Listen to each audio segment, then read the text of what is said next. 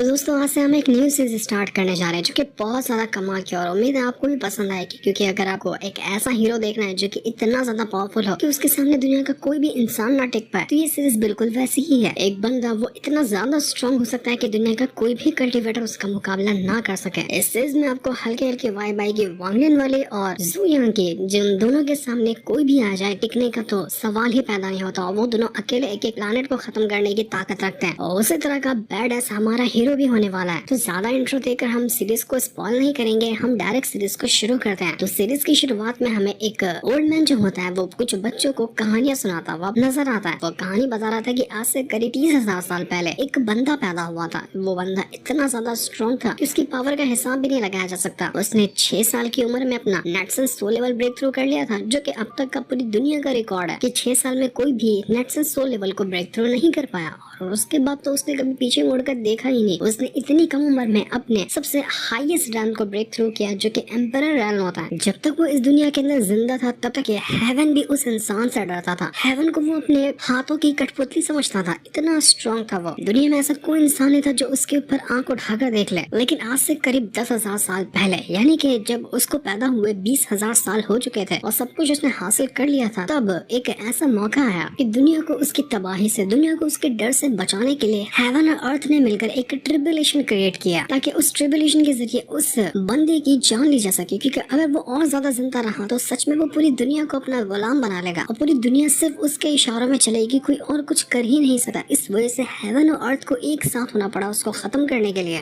और उन्होंने मिलकर उसकी सोल को, उसके शरीर को डिस्ट्रॉय कर दिया। और जिस बंदे को मरे हुए 10,000 साल हो चुके हैं, लेकिन आज भी उसके नाम से दुनिया डरती है। बच्चे तो ये कहानी सुनकर बिल्कुल पगला ही जाते कि क्या आप सच कह रहे हैं, क्या कमाल का बंदा रहा होगा वो। हम तो उससे मिलना चाहते हैं, काश हमारी किस्मत में होता तो हम उससे मिल पाते। अगर उससे नहीं मिल पाए तो क्या हुआ, लेकिन हम उसके जैसा जरूर बनना चाहते हैं। वो कितना ज्यादा हैंडसम और कितना ज्यादा स्ट्रॉन्ग रहा होगा। तो ओल्डमैन भी कहता है कि हाँ, तुम लोग बिल्कुल सही कह रहे हो, क्योंकि वो इतना ज्यादा हैंडसम हुआ करता था कि दुनिया की जितनी भी खूबसूरत लड़कियां थी वो उसकी दीवानी थी। जितना वो स्ट्रॉन्ग था उतना ही ज्यादा वो हैंडसम भी था। उसकी कोई एक झलक पाले तो कभी वो अपनी आंखें बंद ना कर पाए। दुनिया की सारी खूबसूरत लड़कियां उससे शादी करना चाहती थी। तो हम वहाँ पर उस जगह पे एक बंदे को देख पाते हैं जिसको उस ओल्डमैन की कहानी बहुत पसंद आती है। और वो एक सोने का सिक्का उछाल कर उसको देते हुए कहता है कि वाह, बड़ी मस्त कहानी सुनाते हो, जरा और कंटिन्यू करो उस कहानी को, मुझे तुम्हारी कहानी सुनकर बहुत अच्छा लगा। और ये बंदा काफी मिस्टीरियस और काफी हैंडसम लग रहा था। तो इस वजह से वो ओल्ड मैन यहाँ पर और ज्यादा तारीफ करने लग जाता है उसी मिस्टीरियस बंदे की जो इतना ज्यादा स्ट्रॉन्ग हुआ करता था। और वो उसकी तारीफों के पुल बांधने लग गया था कि 20,000 साल तक के वो जिंदा रहा, तब तक कि कोई भी इंसान उसका मुकाबला कर ही नहीं पाया। पर अफसोस तो वही दिन हुआ जब जाकर हेवन और अर्थ ने मिलकर उसको खत्म करने की साजिश की और उसको खत्म करके रख दिया। लेकिन वो बंदा जो यहाँ पर अभी सिक्का दिया था वो कहने लग जाता है कि मुझे तो नहीं लगता कि वो अभी तक के खत्म हुआ होगा, क्योंकि जब वो इतना ज्यादा स्ट्रॉन्ग था तो इतनी जल्दी उसके मरने का कोई सेंस ही नहीं बनाता है। तो ओल्डमैन कहता है कि अरे वाह, तुम्हारी बात अगर सच हो जाती है तो बहुत अच्छा होगा, क्योंकि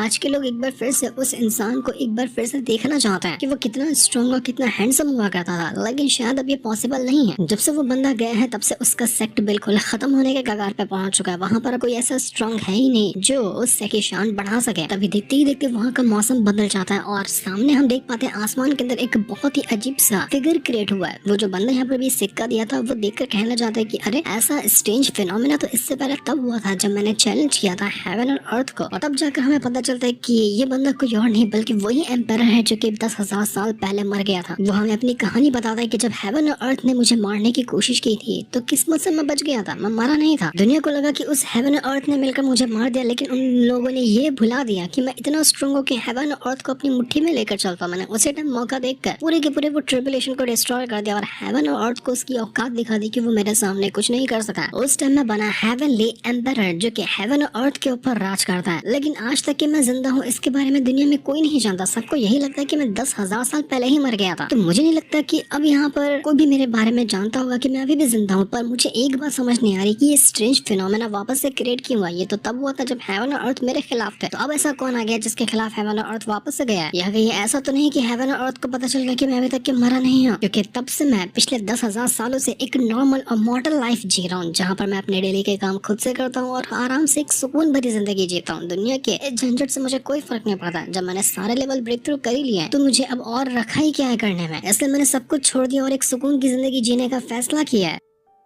तब देखते देखते वो जो स्ट्रेंज फिनोमेना क्रिएट हुआ था ना, वहाँ पर हेवन की तरफ से एक लिस्ट आती है और वो एक आवाज से कह रहा था सभी लोगों को कि मैं हेवन की तरफ से भेजा हुआ मैसेंजर हूँ। और मैं यहाँ पर ये बताना चाहता हूँ कि हेवन ने ये कहा है कि पिछले 50,000 सालों में जो भी इंसान अभी तक ये जिंदा है या फिर वो मर भी क्यों न गया हो, उसके नाम से एक एक रिवॉर्ड क्रिएट किए गए हैं। यानी अगर कोई 50,000 पहले से लेकर आज के टाइम तक है, जो सबसे ज्यादा स्ट्रॉन्ग रहा होगा ना, उसमें से टॉप 10 की एक लिस्ट बनाई गई है और हर एक लिस्ट में जो बंदा आएगा उसको अलग अलग हिसाब से रिवॉर्ड दिए जाएंगे। तो पिछले 50,000 साल से जो सर्वाइव कर रहे हैं उसके लिए तो किस्मत बहुत अच्छी है कि उसको डायरेक्ट रिवॉर्ड मिलेगा, लेकिन जो मर चुका है उसके लिए हमने अलग से इंतजाम किया है। तो अब देखना जाएगा कि दुनिया में इतने सालों के अंदर जो सबसे ज्यादा स्ट्रॉन्ग बंदा है उसके लिस्ट में कौन आता है। तो ये सुनकर अपना जो हीरो था वो थोड़ा सा परेशान हो जाता है कि अरे यार, अगर ऐसा हुआ तो फिर तो लोगों को पता चल जाएगा कि मैं अभी तक मरा नहीं हूँ, क्योंकि अगर पिछले 50 साल का भी रिकॉर्ड देखा जाए तो मुझसे ज्यादा स्ट्रॉन्ग तो पूरे की पूरे 50 साल में कोई था ही नहीं। तो जब नंबर 1 की बात आएगी तो वहाँ पर तो मेरा नाम हो सकता है। तो अपना हीरो कहने लग जाता है कि लगता है कि जो मैंने सीक्रेट छुपा कर रखा है दुनिया से 10,000 सालों से कि मैं एक मॉडल हूँ, मैं मर चुका हूँ, लेकिन अब लगता है कि ये सीक्रेट सबके सामने बाहर आने वाला है और मुझे मेरी आइडेंटिटी रिवील करनी पड़ेगी। भाग यार, क्या किस्मत है, मैं 10,000 साल से सुकून से मॉडल की तरह रहा था, लेकिन अब लगता है कि मुझे वापस से उन्हीं कल्टीवेशन की दुनिया में जाना पड़ेगा। तो इसके बाद हम यहाँ पर किन्हान नाम की एक लड़की को देख पाते हैं। वो कह रही थी कि जब यहाँ पर हेवन ने रिवॉर्ड देने का डिसाइड किया है ना, तो हो सकता है कि वो रिवॉर्ड मुझे भी मिले, क्योंकि मैंने भी अपना immortal emperor rank break through किया है। अगर हेवन मुझे रिवॉर्ड देगा तो उसके बाद हो सकता है कि मैं अपना हेवनली इमॉर्टल रैंक भी ब्रेक थ्रू कर लूं, क्योंकि ये किन्हान इतनी ज्यादा स्ट्रॉन्ग है कि हो सकता है कि वो 50,000 साल वाली जो लिस्ट है ना उसमें टॉप 10 में आ जाए। वो कहती है कि अगर मैं इस लिस्ट के अंदर नहीं आई ना तो मैं इस लिस्ट को मानती ही नहीं हूँ, मैं मानूंगी ये लिस्ट बेकार है, क्योंकि मैं इतनी ज्यादा स्ट्रॉन्ग हूँ कि मेरा इस लिस्ट में आना बनता ही है, भले से 10वें नंबर पे क्यों ना रहा, लेकिन इस लिस्ट में मैं जरूर रहूंगी। और ये किन्हान जो है ना वो लवर हुआ करती थी अपने हीरो की, यानी कि अपने हीरो का नाम है ली लान। और जब वो जिंदा था ना तो वो उसको बहुत ज्यादा पसंद करती थी। वो कहने लग जाती कि अगर अभी के टाइम पे ली लान जिंदा होता ना तो कोई डाउट ही नहीं है कि नंबर 1 रैंकिंग पे वही आता इस हेवनली लिस्ट के। पर अफसोस की बात है कि इस लिस्ट को आने में बहुत टाइम लग गया। 10,000 साल पहले ये लिस्ट आई होती ना तो अब तक के वो फर्स्ट रैंकिंग को हासिल कर लिया होता, लेकिन उसको क्या पता कि अभी भी ली लान जिंदा है और अभी भी फर्स्ट रैंकिंग उसी को मिलने वाली है। वो किन्हान कहना चाहते कि फर्स्ट रैंकिंग किसको भी मिल जाए मुझे फर्क नहीं पड़ता, लेकिन मेरा दिल कहता है कि ली लान कहीं ना कहीं जिंदा होगा, वो जरूर आएगा, और अगर वो लौट कर नहीं भी आता ना तब भी मेरे लिए तो फर्स्ट रैंक है वही है। तो इसके बाद हम कुछ और अलग अलग बंदों को देख पाते हैं। ये सभी एम्पायर रैंक को ब्रेक थ्रू कर चुके थे, लेकिन एम्पायर रैंक में बहुत सारे रैंक आते हैं। एक अर्थ एम्पायर होता है, एक हेवनली एम्पायर होता है, एक मॉडल एम्पायर होता है, इस तरह का। लेकिन जो सबसे ज्यादा स्ट्रॉन्ग एम्पायर रैंक होता है ना वो होता है हेवनली एम्पायर रैंक, जो कि अपने सिर्फ ली लान नहीं ब्रेक थ्रू किया। तो जितने भी लोग यहाँ पर थे स्ट्रॉन्ग वाले, वो लोग कह रहे थे कि हो सकता है कि ये लिस्ट में हमारा नाम आ जाए। तो ये लोग कह रहे थे कि हो सकता है कि हम में से ही को फर्स्ट रैंकिंग पे आएगा, क्योंकि ली लान जिंदा नहीं है, क्योंकि अगर ली लान जिंदा रहता तो आराम से उसी को फर्स्ट रैंकिंग मिलती, लेकिन अब वो मर चुका है तो फर्स्ट रैंकिंग हम में से ही किसी एक को मिलनी चाहिए। अगर नहीं मिले तो हम पूरी दुनिया में आग लगा कर रख देंगे, क्योंकि हमारे से ज्यादा स्ट्रॉन्ग पूरे इन 50,000 साल के अंदर कोई आया ही नहीं है, ना ही कभी कोई आएगा। तो अब लिस्ट में 10वें नंबर का नाम पहले लिया जाता है, जो कि नाम जाहिर सी बात है वो किन्हान का था, क्योंकि वो कह रही थी कि 10वें नंबर पे आएगी, लेकिन वो आएगी जरूर इस टेस्ट में। तो 10वें नंबर पे वो थी, तो इस वजह से हेवन से आवाज आती है कि किन्हान ने जो 10th रैंकिंग को हासिल किया ना उसके लिए उसको एक 5 एलिमेंट ग्रेड दाव एसेंस लिक्विड दिया जाता है, जो कि उसका हेल्प करेगा आगे के रैंक को ब्रेक थ्रू करने में। तो ये सुनने के बाद एक बंदा होता है जो कि अंडरवर्ल्ड के अंदर रहता था, वो काफी ज्यादा भड़क जाता है कि किन्हान को वो एसेंस लिक्विड कैसे मिल सकता है, वो तो मुझे चाहिए था। अगर उसको एसेंस लिक्विड मिला है तो ज्यादा टाइम नहीं लगेगा उसको heavenly emperor rank break through करने में। अगर ये हो गया तो वो कितनी ज्यादा स्ट्रॉन्ग हो जाएगी। अगर वो मुझे एसेंस मिल गया होता तो मैं कितना ज्यादा स्ट्रॉन्ग हो जाता, हेवनली एम्परर रैंक को मैं ब्रेक थ्रू करता। लेकिन मुझे उम्मीद बस ये लगानी कि मुझे और अच्छे रिवॉर्ड मिले, मैं टॉप 10 की रैंकिंग के अंदर आ जाऊं, तो मुझे कम से कम ऐसा ट्रेजर तो मिले जिसके जरिए मैं अपना ब्रेक थ्रू कर सकता हूँ। जितने भी लोग यहाँ पर वो ये चीज देखकर कहने लग जाते कि सच में यार 10वें रैंक वाले को इतना कमाल का ट्रेजर दिया गया है, तो वही सोचो कि जो दूसरे तीसरे चौथे या पहले नंबर पे होगा उसको तो कितना कमाल का ट्रेजर मिलेगा। यही सोच सोचकर उनको खुशी हो रही थी, क्योंकि उनको लगा था कि फर्स्ट रैंकिंग तो हमारी होने वाली, तो हमें कितना अच्छा ट्रेजर मिलने वाला है हेवन की तरफ से। जितने भी लोग थे जो लोग उम्मीद लगा कर रखे थे कि हम कम से कम 10th पे आ जाएंगे, उनको तो बहुत ज्यादा गुस्सा आ रहा था कि अगर हमारी जगह इस किन्हान को वो पिल मिल गई, अगर वो एसेंस हमें मिल गया होता तो हम तो कितने ज्यादा स्ट्रॉन्ग हो गया होता है। अब बेचारे किन्हान ने कुछ किया भी नहीं था, लेकिन फिर भी उसके इतने सारे दुश्मन बन चुके थे, क्योंकि सभी ने लगा था कि उन लोग 10th पे तो आ ही जाएंगे कम से कम, लेकिन 10th तो उस किन्हान को जगह मिल गई। तो बाकी जिन्होंने भी उम्मीद लगाई थी उनकी उम्मीद चकनाचूर हो चुकी थी। यही वजह से उनको किन्हान के ऊपर ही गुस्सा आ रहा था। तो किन्हान को जब यहाँ पर वो गिफ्ट मिल जाते हैं ना रिवॉर्ड वाले, वो बहुत ज्यादा खुशी आती है कि चलो बहुत अच्छी बात है कि जो मैंने अपना सपना लगा कर रखा था वो मुझे मिला। मुझे नहीं फर्क पड़ता कि मैं फर्स्ट सेकंड थर्ड रैंक में हूँ, लेकिन जिस रैंक पे मैं आई हूँ उसमें बहुत ज्यादा खुश हूँ। अब बस मुझे मेहनत करनी है और उसके बाद मैं अपना heavenly emperor rank break through कर जाऊंगी। वो भी ज्यादा टाइम नहीं लगेगा, करीब 5,000 साल के अंदर ही मैं उस रैंक को ब्रेक थ्रू कर सकती हूँ। तो वही हम लेलान को देख पाते, वो तो आराम से बैठकर अपना चाय पीते हुए देख रहा था है कि चलो देखते हैं कि किसको कौन से रिवॉर्ड मिलते हैं, कौन कौन से रैंकिंग पे आता है। उसको तो मस्त मजा आ रहा होता है ये सारा का सारा तमाशा देखने में। तो 9th रैंक की जो बारी आती है ना, वो मिलता है एक जिंटियान नाम के बंदे को, जो कि असल में किन्हान का बहुत बड़ा दुश्मन है। और उसको एक थंडर स्वॉर्ड टेक्निक मिली थी जो कि बहुत ज्यादा कमाल की हो सकती है, और ये इतनी ज्यादा स्ट्रॉन्ग हो सकती है कि वो किसी भी कॉन्टिनेंट को आराम से उड़ा सकता है इससे। वो कहना चाहता है किनान से कि किनान तुम्हें तो वो एसेंस लिक्विड मिला है ना, फर्क नहीं पड़ता मुझे उससे, लेकिन जो मुझे मिला है मैं उसके जरिए तुम्हारी वाट लगा सकता हूँ। इंतजार करना, मैं जल्दी आऊंगा तुम्हारी वाट लगाने के लिए। तो इस चीज को देखकर लीलान जो होता है वो थोड़ा सा परेशान हो जाता है कि किनान तो अब मुसीबत में पड़ जाएगी, वो जेंटियन उसको नुकसान पहुंचाने के लिए आ सकता है। अब लीलान भी जानता था कि किनान उसको पसंद करती है, तो वो उसको ऐसा तो तकलीफ में नहीं देख सकता। वो कहना चाहता है कि ये फाइट ना ही हो तो ही बेहतर है, वरना किनान को चोट लग सकती है। क्योंकि जो थंडर स्वॉर्ड टेक्निक अभी जेंटियान को मिली है उसके जरिए वो आराम से किनान को हरा भी सकता है और उसकी जान भी ले सकता है, जब तक कि अगर वो अपना हेवनली एम्पायर ब्रेक थ्रू नहीं करती है। लेकिन वो करने में तो उसको 5000 साल लगेगा, उससे पहले ही आकर हो सकता है कि जेंटियान उसके ऊपर हमला कर दे। तो 8 नंबर का जो रिवॉर्ड मिलने वाला था वो एक जियानवू एम्पायर नाम के बंदे को मिलने वाला होता है, जो कि एक फायर एलिमेंट का एसेंस था। वो जो जियानवू नाम का बंदा था ना, वो इमॉर्टल रैंक के लेट स्टेज पे मौजूद था। अब जब किन्हान थी वो इमॉर्टल रैंक के अर्ली स्टेज पे थी, उसके बाद जेंटियान उसके मिड स्टेज पे था, और अब यहाँ पर जो आया था वो बंदा उसके परफेक्ट स्टेज पे था, यानी कि पीक स्टेज पे। तो सभी लोग एकदम घबरा जाते हैं कि यार 8वें नंबर पे एम्पायर रैंक के पीक स्टेज का बनता है, तो नंबर 1 रैंक पे कौन होगा। हमको तो लग रहा था कि एम्पायर रैंक के पीक स्टेज का बंदा आराम से टॉप 3 के अंदर होना चाहिए, लेकिन वो तो 8वें नंबर पे। मतलब साफ है कि इस बार की जो लिस्ट है ना टॉप 10 वाली, उसमें इतने ज्यादा स्ट्रॉन्ग बंदे हैं जिसको या फिर दुनिया ने कभी सुना ही नहीं है या जाना ही नहीं है, व फिर वो इतने ज्यादा कमाल के हैं कि दुनिया में उनके सामने कोई टिक ही नहीं सकता। तो पहले के जो 3-4 बंदे थे जिन लोगों ने कहा था कि हमारी फर्स्ट रैंकिंग पक्की है, वो लोग कहना चाहते कि यार अब तो हमें डर लगने लग गया कि हम टॉप 3 के अंदर या फर्स्ट रैंकिंग पे आ पाएंगे या नहीं आ पाएंगे। क्योंकि जब इतने ज्यादा स्ट्रॉन्ग बंदे 8वें नंबर पे हैं तो फर्स्ट पे आना बहुत ज्यादा मुश्किल लग रहा है हमें। तो अगर हमारे अलावा हमारी पहचान में, हमारी नजर में तो कोई भी बंदा नहीं जो स्ट्रॉन्ग हो। तो ऐसा कौन सा बंदा आ गया दुनिया में जो से छुपा कर रहता है, लेकिन वो इतना स्ट्रॉन्ग है कि हमारे सामने भी उसकी पावर हमसे कहीं गुना ज्यादा हो। तो इसके बाद यहाँ पर जितने भी आगे के रिवॉर्ड वगैरह थे वो जल्दी जल्दी सभी को दे दिए जाते हैं। सभी ज्यादा जो थे उनमें सभी को ज्यादातर एसेंस वगैरह ही मिल रहा था, क्योंकि एसेंस सबसे ज्यादा इंपॉर्टेंट होता है ब्रेक थ्रू करने के लिए। जिनमें से कोई असुर ड्रैगन क्लान का एम्पायर होता, तो कोई फिनिक्स बर्ड क्लान की एम्पायर होती, या फिर कोई और अलग क्लान का एम्पायर होता, उसको इस तरह के रिवॉर्ड दिए जा रहे थे। तो यही वजह से वो जो बंदे लोग थे वो बहुत ज्यादा भड़के हुए होते कि यार ये लिस्ट हमें तो गलत लगती है, हम लोग ज्यादा इतना ज्यादा स्ट्रॉन्ग है तो हमारा नाम इतना पहले क्यों आ रहा है। क्योंकि जो लोग सोच रहे थे कि हम फर्स्ट पे आएंगे उनका नाम 5वें नंबर पे आ गया था, तो इसी वजह से उनका दिमाग खराब था कि हम तो फर्स्ट पे आने वाले थे, हमें 5 पे दे दिया गया। मुझे लगता है कि इस रैंकिंग के अंदर कुछ तो कुछ फॉल्ट है, ऐसा नहीं हो सकता, हमसे ज्यादा स्ट्रॉन्ग बंदा कोई दुनिया में है ही नहीं, तो हम इतने लेट रैंकिंग पे क्यों आ रहे हैं। तो जो भी यहाँ पर हेवन के खिलाफ आवाज उठाने की कोशिश करता वो कहता है कि तुम्हारी लिस्ट ही बेकार है, तो हेवन उसको पनिशमेंट देकर उसके रिवॉर्ड भी ले लेता और उसकी वार्ड भी लगा देता, क्योंकि हेवन के हिसाब से ये रैंकिंग बिल्कुल परफेक्ट उसने बनाई थी। तो इसलिए वो लोग कहना चाहते कि लगता है कि हमने सिर्फ सपना देख लिया कि हम लोग इतने ज्यादा स्ट्रॉन्ग है, लेकिन ऐसा नहीं लगता कि हम उतने ज्यादा स्ट्रॉन्ग है, हमसे भी स्ट्रॉन्ग बंदे इस दुनिया में एग्जिस्ट करते हैं। तो अब जो टॉप 4 बचे हुए थे उनके लिए हेवन कहता है कि ये जो अनाउंस किया जाएगा ना वो आज नहीं किया जाएगा, वो कल किया जाएगा। तो वो जो अंडरवर्ल्ड वाला बंदा था वो कहना चाहते कि यार एक दिन का सस्पेंस बना कर रख दिया, मैं तो इंतजार कर रहा था कि कौन फर्स्ट रैंकिंग पे आता है। अगर वो लीलान जिंदा होता तो वो तो फर्स्ट रैंकिंग पे आता ही है। न जाने हेवन को उससे क्या जलन हो गई कि उसने उसकी जान ले ली। हेवन और अर्थ को एक साथ आकर मिलना पड़ा, तब जाकर वो एक बंदे को मार पाया। काश वो जिंदा होता तो आज तो मजा ही आ गया होता, कंफर्म हो जाता कि वही फर्स्ट रैंकिंग का बंदा है। लेकिन अपने लीलान को तो कोई भी फर्क नहीं पड़ता, वो अपने आराम से घर में बैठा हुआ था और चिकन तोड़ तोड़ के खा रहा था कि यार बहुत खा लिया आज तो पेट भर गया, मजा ही आ गया। उसको गुस्सा आ रहा होता है कि यार हेवन काय के नाटक करके रखा हुआ, जल्दी बताते था कि फर्स्ट रैंकिंग में कौन है। क्योंकि लीलान तो सोच रहा था कि चलो मैं ना रहा हूँ फर्स्ट रैंकिंग में तो बहुत अच्छी बात हो जाएगी। अगर वो फर्स्ट रैंकिंग में आ गया तो वो अपनी मॉडल लाइफ को वापस से नहीं जी पाएगा। वो तो ढेर सारी शराब भी पी लेता है, शराब पीने के बाद वो अपने ही बड़बड़ाने लगता है कि अरे मैं तो दुनिया का पापा हूँ, मेरे से ज्यादा स्ट्रॉन्ग कोई है ही नहीं, मैं इतना काबिल हूँ कि मेरे सामने कोई टिक ही नहीं सका। वो अपनी तारीफों के गुन गाने लग गया था, लेकिन सभी को लगता है कि ये भाई नशे में है, इसने कुछ भी बड़बड़ा रहा है, इसलिए कोई उसकी बात मानता ही नहीं। जबकि उनको क्या पता कि सच में ये बंदा ऐसा है कि दुनिया को अपनी उंगली पे नचा सकता है।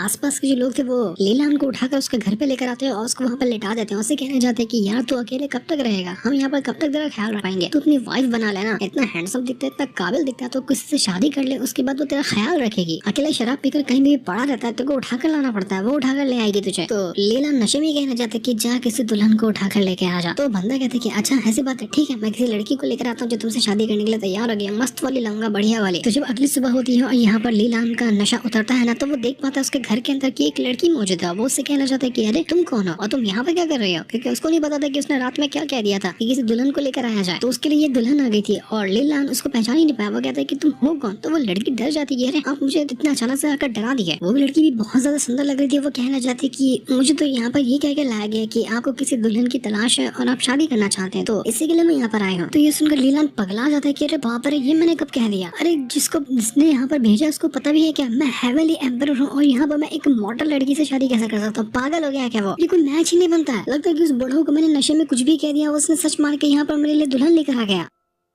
तो लीला उस लड़की से कहना चाहते कि देखो भूल जाओ, जो मैंने कहा था ना, शायद वो नशे में कुछ भी कह दिया होगा। मुझे अभी किसी दुल्हन की जरूरत नहीं, मुझे किसी लड़की की जरूरत नहीं, तुम जा सकती हो। तो ये सुनकर वो लड़की वहीं पर रोने लग जाती है कि नहीं आप ऐसा नहीं कर सकते, मैं तो बड़ी उम्मीद लगा कर यहाँ पर आई थी कि मेरी शादी होगी आपसे और मैं तो आपको पसंद भी करने लगी थी क्योंकि आप इतने ज्यादा हैंडसम है, तो आप मेरा ऐसा दिल नहीं तोड़ सकते। आप ये करेंगे तो मुझे बिल्कुल भी अच्छा नहीं लगेगा, आपको मुझे एक्सेप्ट करना ही होगा। अगर आपने नहीं किया तो मैं जाकर मर जाऊंगी। अगर आपको मुझे अपनी वाइफ नहीं बनाना तो मत बनाइए, कोई फर्क नहीं पड़ता, लेकिन आप मुझे अपने पास तो रखिए। मैं आपके लिए सारा काम कर दूंगी, सारी मदद आपके लिए कर दूंगी, क्योंकि जहाँ पर मैं रहती थी ना वहाँ पर मुझे अच्छे से नहीं रखा जाता था, वहाँ पर लोग मुझे मारते थे। तो कम से कम अगर यहाँ पर रह लूंगी तो मुझे लिए बहुत अच्छा हो जाएगा। मैं आपको कोई परेशान नहीं करूंगी। अगर एक साल तक की मैं अगर अच्छे से नहीं रहना तो अगले साल आप मुझे निकाल देना, चल जाएगा वो भी। तो अपना लीला ने शायद सख्त दिल का लौंडा तो है नहीं, वो कहना चाहता है कि ठीक है रह लो यहाँ पर, तो छोटे मोटे जो मेरे काम होंगे वो कर देना, लेकिन मुझे परेशान बिल्कुल भी मत करना। और थोड़ा जगह कल्टीवेशन किया करो, यहाँ पे बैठ के टाइम पास मत करना, थोड़ी कल्टीवेशन करना, खुद को स्ट्रॉन्ग बनाने का काम करना था, क्योंकि बिना कल्टीवेशन के यहाँ इस दुनिया में कौन ही सर्वाइव कर पाता है। लेकिन एक बात यहाँ पर बहुत ही मिस्टीरियस थी, क्योंकि ये जो लड़की है ना वो कोई आम लड़की नहीं है। ये पिछली लाइफ के अंदर एक बहुत ही ज्यादा कमाल के बहुत ज्यादा स्ट्रॉन्ग एम्प्रेस हुआ करती थी, लेकिन उसका ये पुनर्जन्म है। तो वो कहने लग जाती कि मुझे सिर्फ एक ऐसी जगह की तलाश थी जहाँ पर मैं रहकर अपनी कल्टीवेशन को वापस से इंक्रीज कर सकूं, और जब मेरे सामने ये बंदा है ये मेरी हेल्प करेगा कल्टीवेशन इंक्रीज करने में, तो बहुत अच्छी बात हो जाएगी इस लाइफ में। हालांकि वो एक मॉडल इंसान है, आम लड़की है, लेकिन असल में उसके पास पिछली लाइफ का सारा एक्सपीरियंस है। वो थोड़ी मेहनत करे तो वो खुद वापस से एक एम्प्रेस बन सकती है, बहुत ही पीक लेवल की, काफी टॉप लेवल की कल्टीवेटर बनेगी वो कहती मैं यहाँ पर सिर्फ इसलिए आई क्योंकि मैंने यहाँ पर महसूस किया कि यहाँ का स्पिरिचुअल ऑरा बहुत ज्यादा स्ट्रॉन्ग है जो मेरी कल्टीवेशन में हेल्प कर सकता है, इसलिए मैंने लीलान को बहाना करके फंसा लिया ताकि वो मुझे यहाँ पर रहने की जगह दे दे। जबकि उसको नहीं पता कि लीलान अगर चाहे तो उसको वापस से पूरी की पूरी कल्टीवेशन हेल्प करने में, गेन करने में मदद कर सकता है। लेकिन उसके लिए यही दिक्कत थी कि वो अपनी आइडेंटिटी को रिवील नहीं कर सकती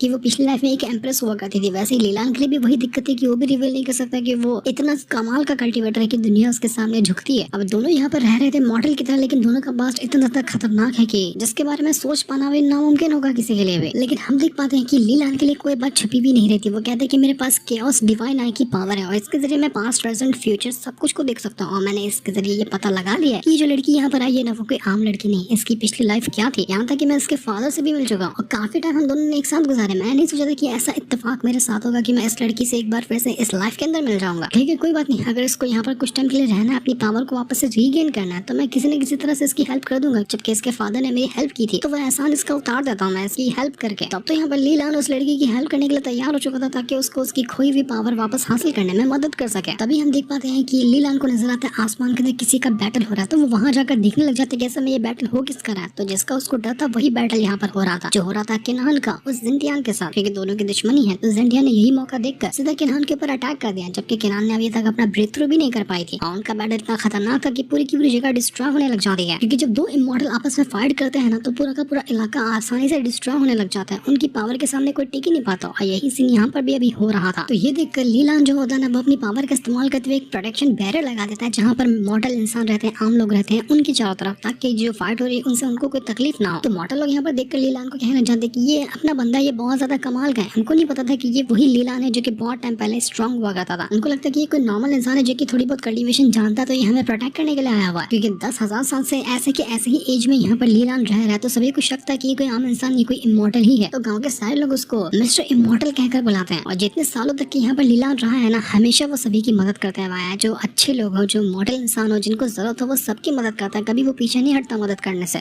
इसलिए वो कह रहा था कि ये लाइफ मुझे छोड़कर नहीं जानी है, ये इमॉर्टल वाली लाइफ बहुत ज्यादा खतरनाक होती है और बहुत बोरिंग हो चुकी है, तो मुझे मॉडल लाइफ की तरह ही रहना है। लेकिन अगर वो लिस्ट में नंबर 1 रैंकिंग पे आ गया तो बहुत लोगों को पता चल जाएगा कि ये वही लीलान है। तो वही वो किनान जो थी ना वो जिंटियान के सामने हारने वाली होती है। वो पूरी उम्मीद छोड़ चुकी थी कि वो अब बचेगी, इस वजह से वो कहने लग जाती है लीलान से कि लीलान तुम तो चले गए ना, लगता है कि मैं तुम्हारे पास आ रही हूँ। इस लाइफ में नहीं हुआ तो क्या हुआ, अगली लाइफ में हम दोनों जरूर मिलेंगे। अब वो अपनी हिम्मत हार चुकी थी। तभी वहाँ पर वो जिंटियान जो था वो अटैक देकर मारने वाला होता है उसके ऊपर, ताकि एक ही अटैक के अंदर वो किनान की जान ले सके। लेकिन जैसे वो ये अटैक कर पाता कि इससे पहले ही वहाँ पर एक बहुत ही खतरनाक आवाज आती है और एक स्वॉर्ड उड़ते हुए आई थी, जो किसने जिंटियान के ऊपर अपने स्वॉर्ड को तानते हुए कहता है कि तुझे पता है तूने यहाँ पर आकर कितनी बड़ी गलती की है, ये इलाका मेरा है है और आज के बाद तू कभी भी यहाँ पर अपनी नजर उठाकर देखा भी ना तो तुझे फाड़ कर रख दूंगा। जेंडिया समझ चुका था कि जिसकी ये ऑरा है, जिसकी ये आवाज है ना, वो उससे कहीं गुना ज्यादा स्ट्रॉन्ग है, इसलिए वो डर जाता है। वो कहना चाहता है कि ठीक है सुनिए, मुझसे गलती हो गई जो मैं आपके इलाके के अंदर आ गया, मैं चला जाऊंगा यहाँ से और लौट कर कभी नहीं आऊंगा। इसलिए डर के मारे जेंडिया वहाँ से भाग जाता। वो किन्हान को नहीं मार पाता। तो किन्हान जब ये आवाज सुनती है ना, वो कहना चाहती है कि मुझे ऐसा क्यों लग रहा है कि ये आवाज मैंने पहले कहीं सुनी है, कहीं ये आवाज लीलान की तो नहीं है ना, क्योंकि ये आवाज उससे बहुत ज्यादा मिलती है। मुझे पूरा यकीन है कि लीलान की ये आवाज होगी, वो जिंदा है, वो मरा नहीं है अभी तक के। वो चिल्लाते हुए कहती है लीलान से कि लीलान क्या तुम जिंदा हो? अगर जिंदा हो तो कम से कम मुझे एक बार आवाज लगाकर पुकार तो लो कम से कम। कितना इंतजार करी मैं, 10,000 साल से तुम्हारा इंतजार करी, लेकिन तुम मेरे पास क्यों नहीं आते? लेकिन फिर उसको लगता है कि शायद ये मेरी गलतफहमी होगी, लीलान 10,000 साल पहले मर चुका है, तो वो यहाँ पर वापस कैसे आ सकता है? किसी और की आवाज होगी जो मैंने समझ लिया कि लीलान की आवाज है, जबकि उसका शक बिल्कुल सही था क्योंकि ये आवाज लीलान की ही थी। वो कहना चाहती है उस सीने से कि आप जो भी हो, मैं आपको जानती तो नहीं हूँ, लेकिन आपका बहुत बहुत शुक्रिया जो आपने मेरी जान बचा ली, वरना भी यहाँ पर जेंटियान मुझे मार दिया होता। तो हम देख पाते कि ये जो हेल्प कर रहा था वो तो किसी और नहीं बल्कि लीलान ने ही किया था किन्हान को बचाने के लिए। वो कहना चाहते कि शायद ये आखिरी बार होगा जब मैं तुम्हारी हेल्प कर रहा हूँ, क्योंकि तुम्हें लगता है कि मेरे अंदर तुम्हारे लिए फीलिंग्स है, लेकिन ऐसी कोई फीलिंग नहीं है मेरे अंदर तुम्हारे लिए। बस तुम मेरे लिए दीवानी हो, इस वजह से मेरा दिल किया कि मैं तुम्हारी हेल्प कर दूं। मेरे अंदर किसी भी लड़की के लिए कोई फीलिंग नहीं है, पर जो मुझे लगता है कि सही इंसान है, मुझे उसकी मदद करनी चाहिए, जो मेरे ऊपर टिका हुआ है मैं उसकी जरूर मदद करता हूँ। उसके बाद लीलान जो था वो उस लड़की को देख करने चला जाता है जिसका नाम है चेन ली। मतलब अभी जो लड़की आई थी ना, जो कि स्पेशल लाइफ में एक एम्प्रेस है, उसका नाम है चेन ली। तो वो देखकर कह रहा था कि अरे वाह, चेन ली ने तो अपना सिर्फ एक रात के अंदर कम से कम 4 से 5 लेवल को ब्रेक थ्रू कर लिया, जो कि अर्ली स्टेज के हैं। और ऐसा रहा तो वो बहुत जल्दी यहाँ पर अपना ब्रेक थ्रू करके वापस से पुरानी लाइफ की पावर को रीगेन कर लेगी। लेकिन खाली यहाँ पर इसको क्या मैं कल्टिवेशन करने के लिए रखा हूँ? नहीं, इसको मेरा काम भी करना पड़ेगा ना। तो वो चेन ली के पास जाता है, उसे कहना चाहती है कि देखो सुबह हो गई, मेरा नाश्ता किधर है? मेरे को नाश्ता बना कर कौन देगा? तुम यहाँ पर काम करने के लिए आई ना, तो फटाफट से नाश्ता बनाओ। यहाँ पर लीलान जो था वो उसके मजे ले रहा था कि यहाँ पर बड़ी एम्प्रेस बनती है ना, लेकिन अभी तो तुझे मेरी जरूरत है, मेरी हेल्प के जरिए तू यहाँ पर अपने आप को स्ट्रॉन्ग बना सकती, तो मेरा काम भी तुझे करना होगा। इस वजह से वो उसको परेशान कर रहा था। तो चैनल कहने जाती कि अरे हाँ, मैं भूल गई थी, मैं भी बनाती हूँ आपके लिए नाश्ता, टेस्टी वाला बनाऊंगी, बस आप आराम कीजिए। लेकिन वो ये भूल जाती कि अरे यार, नाश्ता बनाते कैसे? मुझे तो ये बनाना ही नहीं आता, क्योंकि मैंने सिर्फ कल्टिवेशन पावर को कल्टिवेट करना सीखा, नाश्ता बनाना तो सीखा ही नहीं है। तो चैनल कहने जाते कि ये लगता है कि ना लीला मुझे परेशान करके रखेगा, इसको लगता है कि पता चल गया कि मैं स्ट्रॉन्ग हूँ, तभी तो मुझे ये परेशान करने के लिए आ गया, बार बार नाश्ता और खाना बनाने के लिए कहता है। बस देखते जाओ, मैं थोड़ी सी अपनी पावर को रीगेन क्या कर लूँ, 1 साल के अंदर मैं खुद ही यहाँ से भाग जाऊंगी, क्योंकि मुझे लगता है कि 1 साल में मैं इतनी पावर को रीगेन कर लूंगी कि तुम मुझे वापस से ढूंढ भी नहीं पाओगे। तो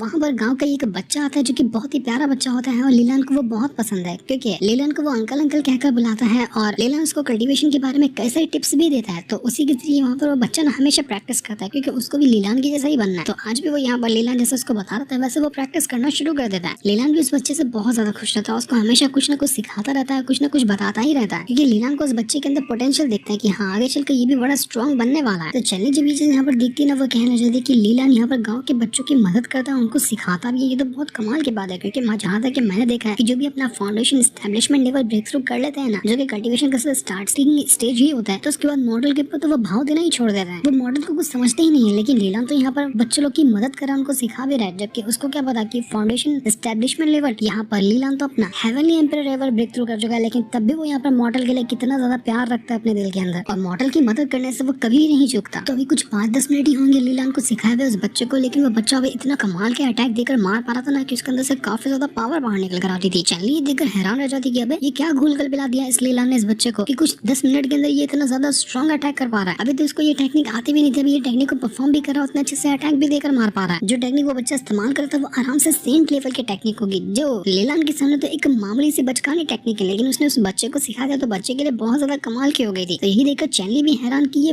बच्चे को इतनी कमाल की टेक्निक कैसे सिखा गया। ये तो सिर्फ फाउंडेशन एस्टेब्लिशमेंट लेवल पे है ना, तो सेंट लेवल की टेक्निक ये किसी को कैसे सिखा सकता है, वो भी एक छोटे से बच्चे को जिसको कुछ भी करना आता ही नहीं, और उसने 5 मिनट के अंदर सेंट लेवल की टेक्निक इस बच्चे को सिखा दी। अगर लीलान यहाँ पर सच में मेरी हेल्प कर दे तो वो मुझे कितना ज्यादा कुछ सिखा देगा, वो भी बहुत कम टाइम के अंदर मैं सारी पावर को रीगेन कर लूंगी। तो मुझे कुछ ना कुछ तरीका ढूंढना चाहिए ताकि मैं लीलान को मना सकूं कि वो मुझे ट्रेनिंग देना शुरू कर दे। इस बच्चे को तो वो ट्रेनिंग देता ही है, तो वो मुझे भी दे देगा तो कितनी अच्छी बात होगी। लीलान से कहता है कि अरे खड़े खड़े वहाँ पे क्या कर रही है, मेरे लिए नाश्ता बनाने कहा था ना, नाश्ता बना के नहीं बना? तो चैनली कहती है हाँ बन के ना, मैं थोड़ा सा बाकी है उसको वापस से कंप्लीट करके आती हूँ खाना लेकर। तो नाश्ते के बाद वो चैनली लीलान से कहना चाहती कि लीलान देखिए, मुझे आपसे कुछ कहना था, उम्मीद है कि आप नाराज नहीं होंगे, और मुझे समझ में नहीं आ रहा कि मैं आपसे कैसे कहूँ, लेकिन ये बात बहुत जरूरी है, मुझे आपसे ये कहना है। मैंने आपको देखा कि आपने उस बच्चे को एक सेंट लेवल की टेक्निक सिखा दी, जबकि वो बच्चा भी तो कोई भी कल्टिवेशन रन को ब्रेक थ्रू भी नहीं किया था। तो आप इतनी कमाल की टेक्निक उस बच्चे को इतनी जल्दी कैसे सिखा सकते हैं। तो ये सुनकर लीलान कहता है कि अरे नहीं तुमको कोई गलत फहमी हुई होगी, मैं कहाँ से 8 लेवल की टेक्निक सिखा पाता हूँ, वो तो उस बच्चे के पास ही पहले से टेक्निक होगी, मैंने सिर्फ उसको गाइड किया, मेरे पास ऐसे कमाल की टेक्निक कहाँ है, मैं तो सिर्फ फाउंडेशन एस्टेब्लिशमेंट लेवल का बंदा और इतनी सेम लेवल की टेक्निक मेरे पास होना ना ये बात बहुत दूर की है। लेकिन चेनली समझ जाती कि नहीं, मुझे पक्का लगता है कि लीला अपना कुछ ना कुछ तो छुपा रहा है, वो बहुत ज्यादा स्ट्रॉन्ग है लेकिन वो सबके सामने अपनी पावर को दिखा नहीं रहा, इसके अंदर कोई ना कोई तो राज है, मुझे ये राज जानना पड़ेगा। लीला ने इसके सारे राज जान लिए लेकिन वो उसके राज नहीं जान पाई थी। तो अब देखते ही देखते वहाँ का मौसम एक बार फिर से बदलता है और एक बार अब बारी आ चुकी थी वो जो टॉप 4 बचे हुए हैं टॉप 10 की रैंकिंग में से उनके नाम को लेने की। तो सारे लोग देखने लग जाते कि अब टॉप 4 के अंदर कौन बचा हुआ है, 6 के नाम तो आ गए, बस अब टॉप 4 ही बाकी हैं। लोग अपने अपने अनुमान लगा रहे थे कि हो सकता है कि डीमन एम्परर जो है वो हो सकता है कि टॉप 4 के अंदर हो, या फिर परफेक्चर एम्परर हो सकता है टॉप 4 के अंदर, या फिर इस तरह के और कोई बंदे अपने अपने नाम ले रहे थे कि ये हो सकता है टॉप 4 के अंदर होगा, लेकिन किसी को भी कोई गारंटी नहीं थी कि कौन हो सकता है टॉप 4 के अंदर। कुछ लोग तो ये भी कह रहे थे कि हो सकता है कोई ऐसा बंदा होगा जो कि दुनिया के किसी कोने में छुपकर रहता होगा, दुनिया में कोई भी इसको जानता ही नहीं होगा, ऐसा मिस्टीरियस बंदा हो सकता है कि हमें देखने को मिल जाए इस टॉप 4 के अंदर, क्योंकि जितने लोगों को हम जानते कि वो स्ट्रॉन्ग हो वो सबके नाम तो अब ऑलरेडी आ चुके हैं। लोगों की नजर में जितने भी लोग थे ना उनमें से 4 बंदे बचे हुए थे जो हो सकता है कि टॉप 4 की रैंकिंग में हो सकते हैं। तो चारों के चारों वहां पर आकर पहुंच जाते हैं और कहने लगे थे कि हो सकता है कि हमें टॉप 4 के अंदर आने वाले, लेकिन हम में से फर्स्ट कौन होगा फोर्थ कौन होगा ये तो पता नहीं, क्योंकि हम सब एक दूसरे के एकदम बराबर मैच के हैं। तो टॉप 4 के अंदर एक बंदा आता है जो कि लूमिंग नाम का था और वो डीमन रैन का एम्परर होता है, उसको मिला था टॉप 4 की रैंकिंग, वो चौथे नंबर पे आया था। तो ये देख यहाँ पर जो 4 बंदे खड़े थे वो कहने जाते कि अरे चौथे नंबर पे तो वो चला गया, तो हम तो यहाँ पर 3 ही बचे हैं, जबकि वो जो डीमन एम्परर है वो हमसे ज्यादा स्ट्रॉन्ग है। तो जब वो टॉप 4 पे आया तो हमें तो उम्मीद छोड़ देनी चाहिए कि हम टॉप 3 के अंदर आने वाले हैं, हमें से कोई भी टॉप 3 के अंदर नहीं आएगा, तीनों के तीनों कोई मिस्टीरियस बंदे ही होंगे। डीमन एम्परर जो था वो तो काफी ज्यादा कमाल का लग रहा था और वो अपने हमेशा जमीन के अंदर रहकर ही अपनी कल्टीवेशन करता है, इस वजह से वो बहुत ज्यादा स्ट्रॉन्ग है, दुनिया जल्दी उसके बारे में जानती नहीं कि वो कितना ज्यादा कमाल का है। टॉप 3 रैंकिंग अनाउंस की जाती है जिसमें कहा जाता है कि ये बंदा आता है कियोस रैम से और वहाँ का वो लॉर्ड है, Lord of the chaos RAM जो है उसको मिलता है 3rd रैंक। तो सारे लोग यहाँ पर कहने लग जाते हैं कि 3rd रैंक भी किसी और ही बंदे को मिल गया, जिसकी हमने उम्मीद लगाई थी उसको तो वो 3rd रैंक मिला ही नहीं, न जाने कौन से बंदे कहाँ पर छुप कर रहते हैं और इतनी ज्यादा अपने आप को स्ट्रॉन्ग बना कर रखे और दुनिया के सामने आते भी नहीं है। तो इसके बाद बारी थी 2nd प्लेस जो है उसको अनाउंस करने की, और कहा जाता है कि जिस इंसान ने 2nd प्लेस हासिल की है वो है कियान जोंग करके। ये था कियान जोंग जिसने अपना 2nd रैंक हासिल किया और ये है great perfection immortal emperor rank के ऊपर, जो कि सिर्फ एक स्टेप पीछे है हेवनली एम्परर रैंक के, यानी कि जिस पर अपना लीलान मौजूद है ना उससे थोड़ा सा ही कमजोर है, वो है डीमन गॉड। दुनिया उसको डीमन गॉड के नाम से जानती है जिसने भी हासिल की था 2nd रैंक को। तो ये देखकर सभी कहना चाहते कि चलो यहाँ पर डीमन गॉड भी आ गया इस रैंकिंग के अंदर, और अब यहाँ पर जब 2nd रैंकिंग पे डीमन गॉड है तो हमने तो उम्मीद लगा दी कि हो सकता है वो 1st रैंकिंग पे हो, जब वो 1st पे नहीं है तो अब 1st पे कौन हो सकता है। अब तो शायद हमें जितने लोग पता है ना उनमें से ऐसा कोई भी इंसान नहीं है जो डीमन गॉड से ज्यादा स्ट्रॉन्ग हो, और जो 1st रैंकिंग पे होगा ना वो कोई हो सकता है कि ऐसा इंसान होगा जिसके बारे में दुनिया में कोई भी नहीं जानता, क्योंकि अगर यहाँ पर लीलान जिंदा होता तो कोई डाउट ही नहीं रहता कि वो 1st रैंक पे रहता। 10वें नंबर पे जो है ना वहाँ पे भी अनाउंस ना किया गया होता तभी भी सबको पहले से मालूम पड़ जाता कि 1st रैंकिंग पे लीलान ही आने वाला है, लेकिन लीलान नहीं था, इसी वजह से सब लोग को डाउट में था कि लीलान कहाँ पर है। जब लीलान ही यहाँ पर नहीं है तो 1st रैंकिंग कौन हासिल कर सकता है, या फिर 1st रैंकिंग खाली ही रह जाएगी। वो लोग कहने जाते हैं कि डीमन गॉड को 1st रैंक नहीं मिला तो भाई जो नंबर 1 पे है ना वो कोई ऐसा बनता है जो डीमन गॉड को भी आराम से हरा सकता है। उन लोगों ने तो मान ही लिया था कि यहाँ पर ये लिस्ट गलत ही होगी, क्योंकि अब ऐसा कोई बंदा दुनिया में बचा ही नहीं है जो कि 1st रैंकिंग हासिल कर ले। तो ये रैंकिंग में 2nd नंबर पे डीमन गॉड को देना और 1st रैंकिंग को अभी तक के खाली छोड़ देना, ये मतलब क्या बनाता है, किसको लेकर आएगा ये हेवन जिसको 1st रैंक वो देगा। सभी लोग ये कहना चाहते हैं कि हमें तो लगता है कि हमने सिर्फ सोचा होगा कि वो लीलान जो है ना मर गया, हो सकता है कि वो अभी भी जिंदा हो, क्योंकि अगर वो जिंदा होगा तभी जाकर वो 1st रैंकिंग हासिल कर सकता है, वरना उसके अलावा दुनिया में ऐसा कोई है ही नहीं जो 1st रैंकिंग हासिल कर ले। तो लीलान जिंदा कैसे हो सकता है, जबकि हम सबने देखा था कि वो मर गया था जब ट्रिब्यूलेशन उसको मारने के लिए आया था तब। उसके मरने के बाद सालों तक के लोगों ने इसको ढूंढने की कोशिश की, ना उसकी लाश मिली ना कुछ भी मिला, वो दुनिया में कहीं गायब ही हो गया था। सबने मान लिया कि वो मर चुका है, लेकिन वो मरा नहीं, तो वो कहाँ छुप कर बैठा था 10,000 साल से, वो कभी किसी के सामने आया क्यों नहीं। और यही चीज सबको डाउट भी दे रही थी कि जब उसकी बॉडी किसी को मिली नहीं तो हो सकता है कि वो अभी भी जिंदा हो और वही होगा 1st रैंकिंग के ऊपर। वो जो डीमन गॉड था ना वो काफी ज्यादा गुस्सा हो गया था कि मैं 2nd पे कैसे है, मैं 2nd पे हो ही नहीं सकता, क्योंकि मैंने उम्मीद लगा कर रखी थी कि मैं 1st रैंकिंग पे आऊंगा, लेकिन मैं 2nd पे कैसे हो गया। कौन है वो इंसान जो मुझसे ज्यादा स्ट्रॉन्ग है, मैं देखना चाहता हूँ उसको। क्योंकि जब तक लीलान जिंदा था तब तक कि मैं मान लेता कि हाँ मैं 2nd नंबर पे हूँ, क्योंकि मैं उससे थोड़ा कमजोर ही था, लेकिन अब लीलान नहीं है तो मुझे ही 1st पे होना चाहिए ना, मुझसे आगे कौन निकल गया। इसलिए वो सब कुछ तोड़ फोड़ करने लग जाता है कि नहीं, ये हेवन जो से बनाई है ना वो गलत है, इसने कुछ न कुछ गड़बड़ करी है ताकि मुझे वो सेकंड नंबर पे दे सके, लेकिन मैं सेकंड नंबर को डिजर्व करता ही नहीं हूँ। ये बिल्कुल गलत बात है मेरे लिए, मेरे साथ धोखा हुआ है। चैनली जो थी वो भी कहना चाहती कि डीमन एम्पर पे सेकंड रैंक पे आया तो फिर फर्स्ट वाला जो होगा वो तो बहुत ही कमाल का होगा। तो यहाँ पर लीलान से कहते हैं कि डीमन गॉड कौन है, क्या तुम उसके बारे में जानती हो? तो चैनली कहती कि मैं देखा तो नहीं कभी उसको आंखों से, लेकिन लोग कहते हैं कि वो डीमन गॉड सबसे ज्यादा स्ट्रॉन्ग है, आज के टाइम पे उससे ज्यादा स्ट्रॉन्ग कोई भी नहीं होगा, इसी वजह से तो वो सेकंड पे है। तो लीलान कहता है कि यार काय का स्ट्रॉन्ग, घंटा स्ट्रॉन्ग, मैंने सुना है कि वो हमेशा सेकंड पे ही था और उसके आगे एक बंदा रहा करता था जो कि हमेशा फर्स्ट रैंक पे आता था। तो चैनली भी कहती कि हाँ मैंने भी सुना उस बंदे के बारे में, लोग कहते हैं कि उसका नाम लीलान था और वो एक ऐसा इमॉर्टल एम्परर था कि उसके बारे में दुनिया आज तक की उसका नाम लिया करती है, लेकिन शायद वो मर गया 10,000 साल पहले ही। आज वो जिंदा होता, वो नहीं मरा होता तो फर्स्ट रैंकिंग उसी की होती। तो ये सुनकर लीलान तो काफी ज्यादा खुश हो रहा था कि चलो इसको भी पता है मेरे बारे में और ये मेरी कितनी तारीफ कर रही है। अपनी तारीफ सुनकर तो लीलान को हमेशा बहुत मजा आता है। तो इसके बाद यहाँ पर हेवन जो था वो तैयार हो चुका था फर्स्ट रैंक में जो इंसान होगा उसके बारे में बताने के लिए, लेकिन वो इंसान कौन था वो अभी हमें नहीं बताया जाता। उसके लिए थोड़ा सा और सस्पेंस क्रिएट किया जाता है ताकि लोग इंतजार कर सके जानने के लिए कि पहले नंबर पे कौन हो सकता है। तो फर्स्ट रैंकिंग वाले को बताने से पहले हेवन जो था वहाँ पर एक स्क्रीन प्ले करता है, मतलब एक स्क्रॉल था और उसके अंदर बहुत पुराना सीन दिखाया जाता है। यह सीन था करीब 20,000 साल पहले का, जब एक बहुत ही खतरनाक बैटल हुआ था। सारे के सारे लोग जब ये नजारे देखते हैं तो कहने लग जाते हैं कि हमने इस बैटल के बारे में सुना है। उनको याद आता है कि हाँ आज से 20,000 साल पहले ये बैटल हुआ था, ये बैटल इतना खतरनाक था जिसका कोई हिसाब नहीं था। डीमन, ह्यूमन और जिस भी रेस वाले इंसान और शैतान जो भी हो सकते थे ना, सब ने उस बैटल के अंदर पार्टिसिपेट किया था, ये दिखाने के लिए कि दुनिया का नंबर 1 कल्टीवेटर कौन है। और ये बैटल इतना खतरनाक था कि जो भी वहाँ पर गया था कोई भी जिंदा बचा ही नहीं, सबकी जान चली गई थी। और वहाँ पर एक अकेला इंसान था जो जिंदा बचा था और उसने सारे के सारे लोगों को मारा था, इतने लोगों को मारा था कि अगर गिनती गिनने जाना तो वर्ड्स खत्म हो जाएंगे। और वो इंसान कोई और नहीं था, वो इंसान था लीलान। और उस बैटल को जीतने के बाद उसने हेवन से छीना था एक इमॉर्टल स्वॉर्ड जो कि उसकी खास स्वॉर्ड बनी और उसी के जरिए उसने आगे चलकर अपना पहला इमॉर्टल रैल्म ब्रेक थ्रू किया था और उसके बाद वो बना था एम्परर। ये बैटल पूरी हिस्ट्री की की सबसे खतरनाक बैटल बताई जाती है क्योंकि उससे खतरनाक बैटल आज तक के कभी कोई हुई ही नहीं थी और उसको जीतने वाला अकेला बंदा लीलान था। तो आखिर ये बैटल का अभी यहाँ पर दिखाकर क्या मतलब हो सकता है? कहीं ऐसा तो नहीं कि फर्स्ट रैंक लीलान ने हासिल कर लिया, लेकिन ये कैसे हो सकता है क्योंकि वो तो 10,000 साल पहले मर गया है। वो आज तक जिंदा कैसे है? वो जिंदा हो ही नहीं सकता। और अगर वो सच में जिंदा है तो हमें 1% भी डाउट नहीं है कि फर्स्ट रैंकिंग उसके अलावा दुनिया में किसी की ताकत नहीं है कि वो ले ले। लेकिन आखिर वो जिंदा हुआ तो हुआ कैसे? दुनिया ने मान लिया था कि वो मर गया है, तो वो जिंदा हो कैसे सकता है? कैसे बचा वो? आखिर मान लिया कि वो जिंदा है, लेकिन जिंदा भी था तो 10,000 साल से उसकी कोई भी इंफॉर्मेशन क्यों नहीं बाहर निकल कर आई? वो दुनिया से छुप कर क्यों था? आखिर वो कहाँ रह रहा होगा, क्या कर रहा होगा, कोई भी नहीं जानता इसके बारे में। वो डीमन गॉड भी जो था वो भी कहने लग जाता है कि मुझे पता था कि मुझे सेकंड रैंक क्यों मिली है, क्योंकि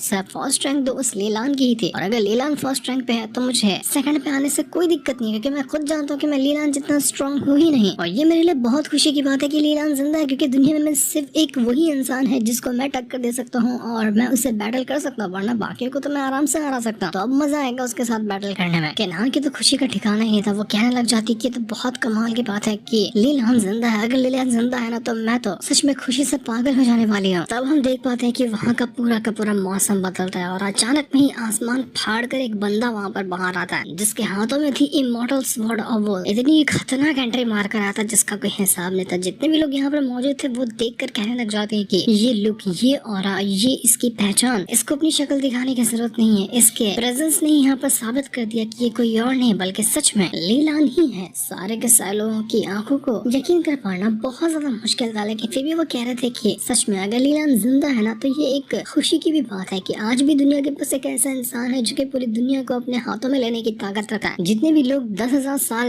पहले के अभी जिंदा नहीं थे ना, या उसके मरने के बाद पैदा हुए थे, वो लोगों की तो खुशी का ठिकाना नहीं था कि सच में हमने देख लिया अपनी आंखों से लीलान को। हमें लगा था कि हम कभी भी लीलान को नहीं देख पाएंगे, सिर्फ उसकी कहानियां सुनकर रह जाएंगे, लेकिन किस्मत ने आज हमें लीलान से मिलवा दिया। सभी तो खुश थे, लेकिन किन्नान और बाकी जो लोग थे जो सच में उस लीलान को पसंद करते, वो लोग कहना चाहते हैं कि अगर यहाँ पर लीलान जिंदा है तो उसको अब तक आ जाना चाहिए था। लेकिन जो यहाँ पर इंसान खड़ा है, क्या ऐसा तो नहीं हो रहा कि हेवन सबके साथ धोखेबाजी कर रहा है और सिर्फ उसकी हल्की सी फिगर दिखा रहा है ताकि ये बता सके कि आज से हमेशा के लिए जो नंबर 1 रैंकिंग है वो लीलान के लिए फिक्स है, उसके अलावा कोई भी यहाँ पर उसके रैंक रैंकिंग नहीं ले सकता, क्योंकि अभी तक के लीलान किसी से आकर बात नहीं किया, सिर्फ वो आसमान के अंदर उसकी एक झलक दिखाई जा रही है। कहीं ऐसा न कर रहा हेवन कि हम लोगों को यहाँ पे बेवकूफ बना रहा हो। बताने का उसका यही मतलब होगा कि नंबर 1 रैंकिंग पे तो लीलान आता है, लेकिन लीलान जिंदा नहीं है, सिर्फ उसकी झलक देखकर तुम लोग बस और सब्र कर लो। कि नाम तो पागल ही हो जाती है, वो कहती कि नहीं मुझे यकीन है कि लीलान जिंदा ही होगा, लेकिन वो कहाँ होगा, ये दुनिया कितनी बड़ी है, मैं उसको कहाँ ढूंढूंगी, वो किस पहचान के साथ किस नाम के साथ रह रहा होगा, लेकिन कुछ भी क्यों ना हो जाएगा वो जिंदा है तो मैं पूरी दुनिया ढूंढ डालूंगी उसको, ढूंढने के लिए, उसका पता लगाने के लिए। और हम अपने लीलान को देख पाते हैं, वो आराम से अपने उसी छोटे से झोपड़ी के अंदर बैठा हुआ था जहाँ पर वो हमेशा से रहता है मॉडल बनकर। और वहाँ पर चैनली भी होती है, वो भी देखकर कहने लग गई थी कि वो लीलान कितना ज्यादा हैंडसम है, लेकिन अपना वाला लीलान कहता है कि तुमको क्या लगता है कि वो वाला लीलान हैंडसम है या मैं हैंडसम हूँ। तो चैनली भड़क जाती कि आखिर तुम्हारी हिम्मत कैसे हुई कि तुम अपने आप को कंपेयर कर रहे हो उस लीलान के साथ, वो कितना ज्यादा कमाल का है और तुम तो एक नॉर्मल मॉडल जैसे इंसान हो जिसके बस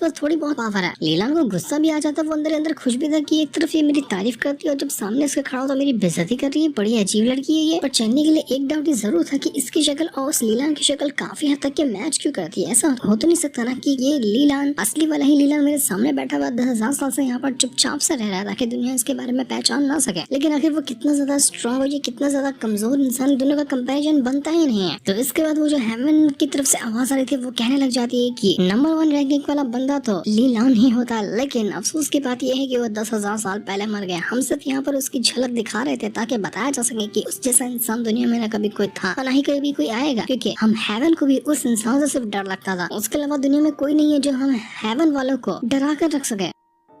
तो ये सुनने के बाद तो सभी का एकदम से दिल टूट जाता है कि इसका मतलब सच में लीलान मर चुका है और हेवन यहाँ पर सिर्फ हमें उसकी एक झलक दिखाकर बेवकूफ बना रहा था कि मान लिया नंबर 1 रैंकिंग का बंदा वही है लेकिन अभी वो जिंदा नहीं है। ये सुनकर तो लीलान अपना वाला काफी ज्यादा खुशी आता है कि चलो एक सांस में सांस आई कि मेरी आइडेंटिटी रिवील नहीं हुई, वरना अगर सच में हेवन मुझे यहाँ पर बुला लिया होता तो मेरी तो आइडेंटिटी सबके सामने रिवील हो जाती है कि मैं जिंदा हूँ, अभी तक मरा नहीं हूँ। पर बेचारे अपने वाले लीलान का बचका करते हुए उसको बेवकूफ बनाते हुए हेवन ये कह देता है कि मानते हैं कि 10,000 साल पहले यहाँ पर वो लीलान मर गया था, लेकिन हमें पता है कि लीलान कितना ज्यादा कमाल का इंसान है, वो मर ही नहीं सकता, उसके पास एक लाइफ सेविंग ट्रेजर था और जब हमने उसको मारने की कोशिश की थी तो उसी ट्रेजर का इस्तेमाल करते हुए उस ट्रिब्यूलेशन को उसने डिस्ट्रॉय किया, वो वहाँ से कहीं गायब ही हो गया। जहाँ तक हमारा अनुमान लगता है कि वो आज भी जिंदा होगा, दुनिया के किसी न किसी कोने में रह रहा होगा, पूरे 10,000 सालों से वो अपनी पहचान छुपा कर है। इसलिए मैं बताना चाहता हूँ कि जो हेवन लिस्ट की नंबर 1 रैंकिंग वाला बंदा है वो लीलान है और वो मरा नहीं है, वो जिंदा है इस दुनिया के किसी न किसी कोने में। जिसको भी आप देख रहे हो सकता है कि वही लीलान अपनी पहचान छुपाकर वो रह रहा। और नंबर 1 रैंकिंग के लिए हमने जो ट्रेजर बना कर रखा है वो हेवनली ग्रेट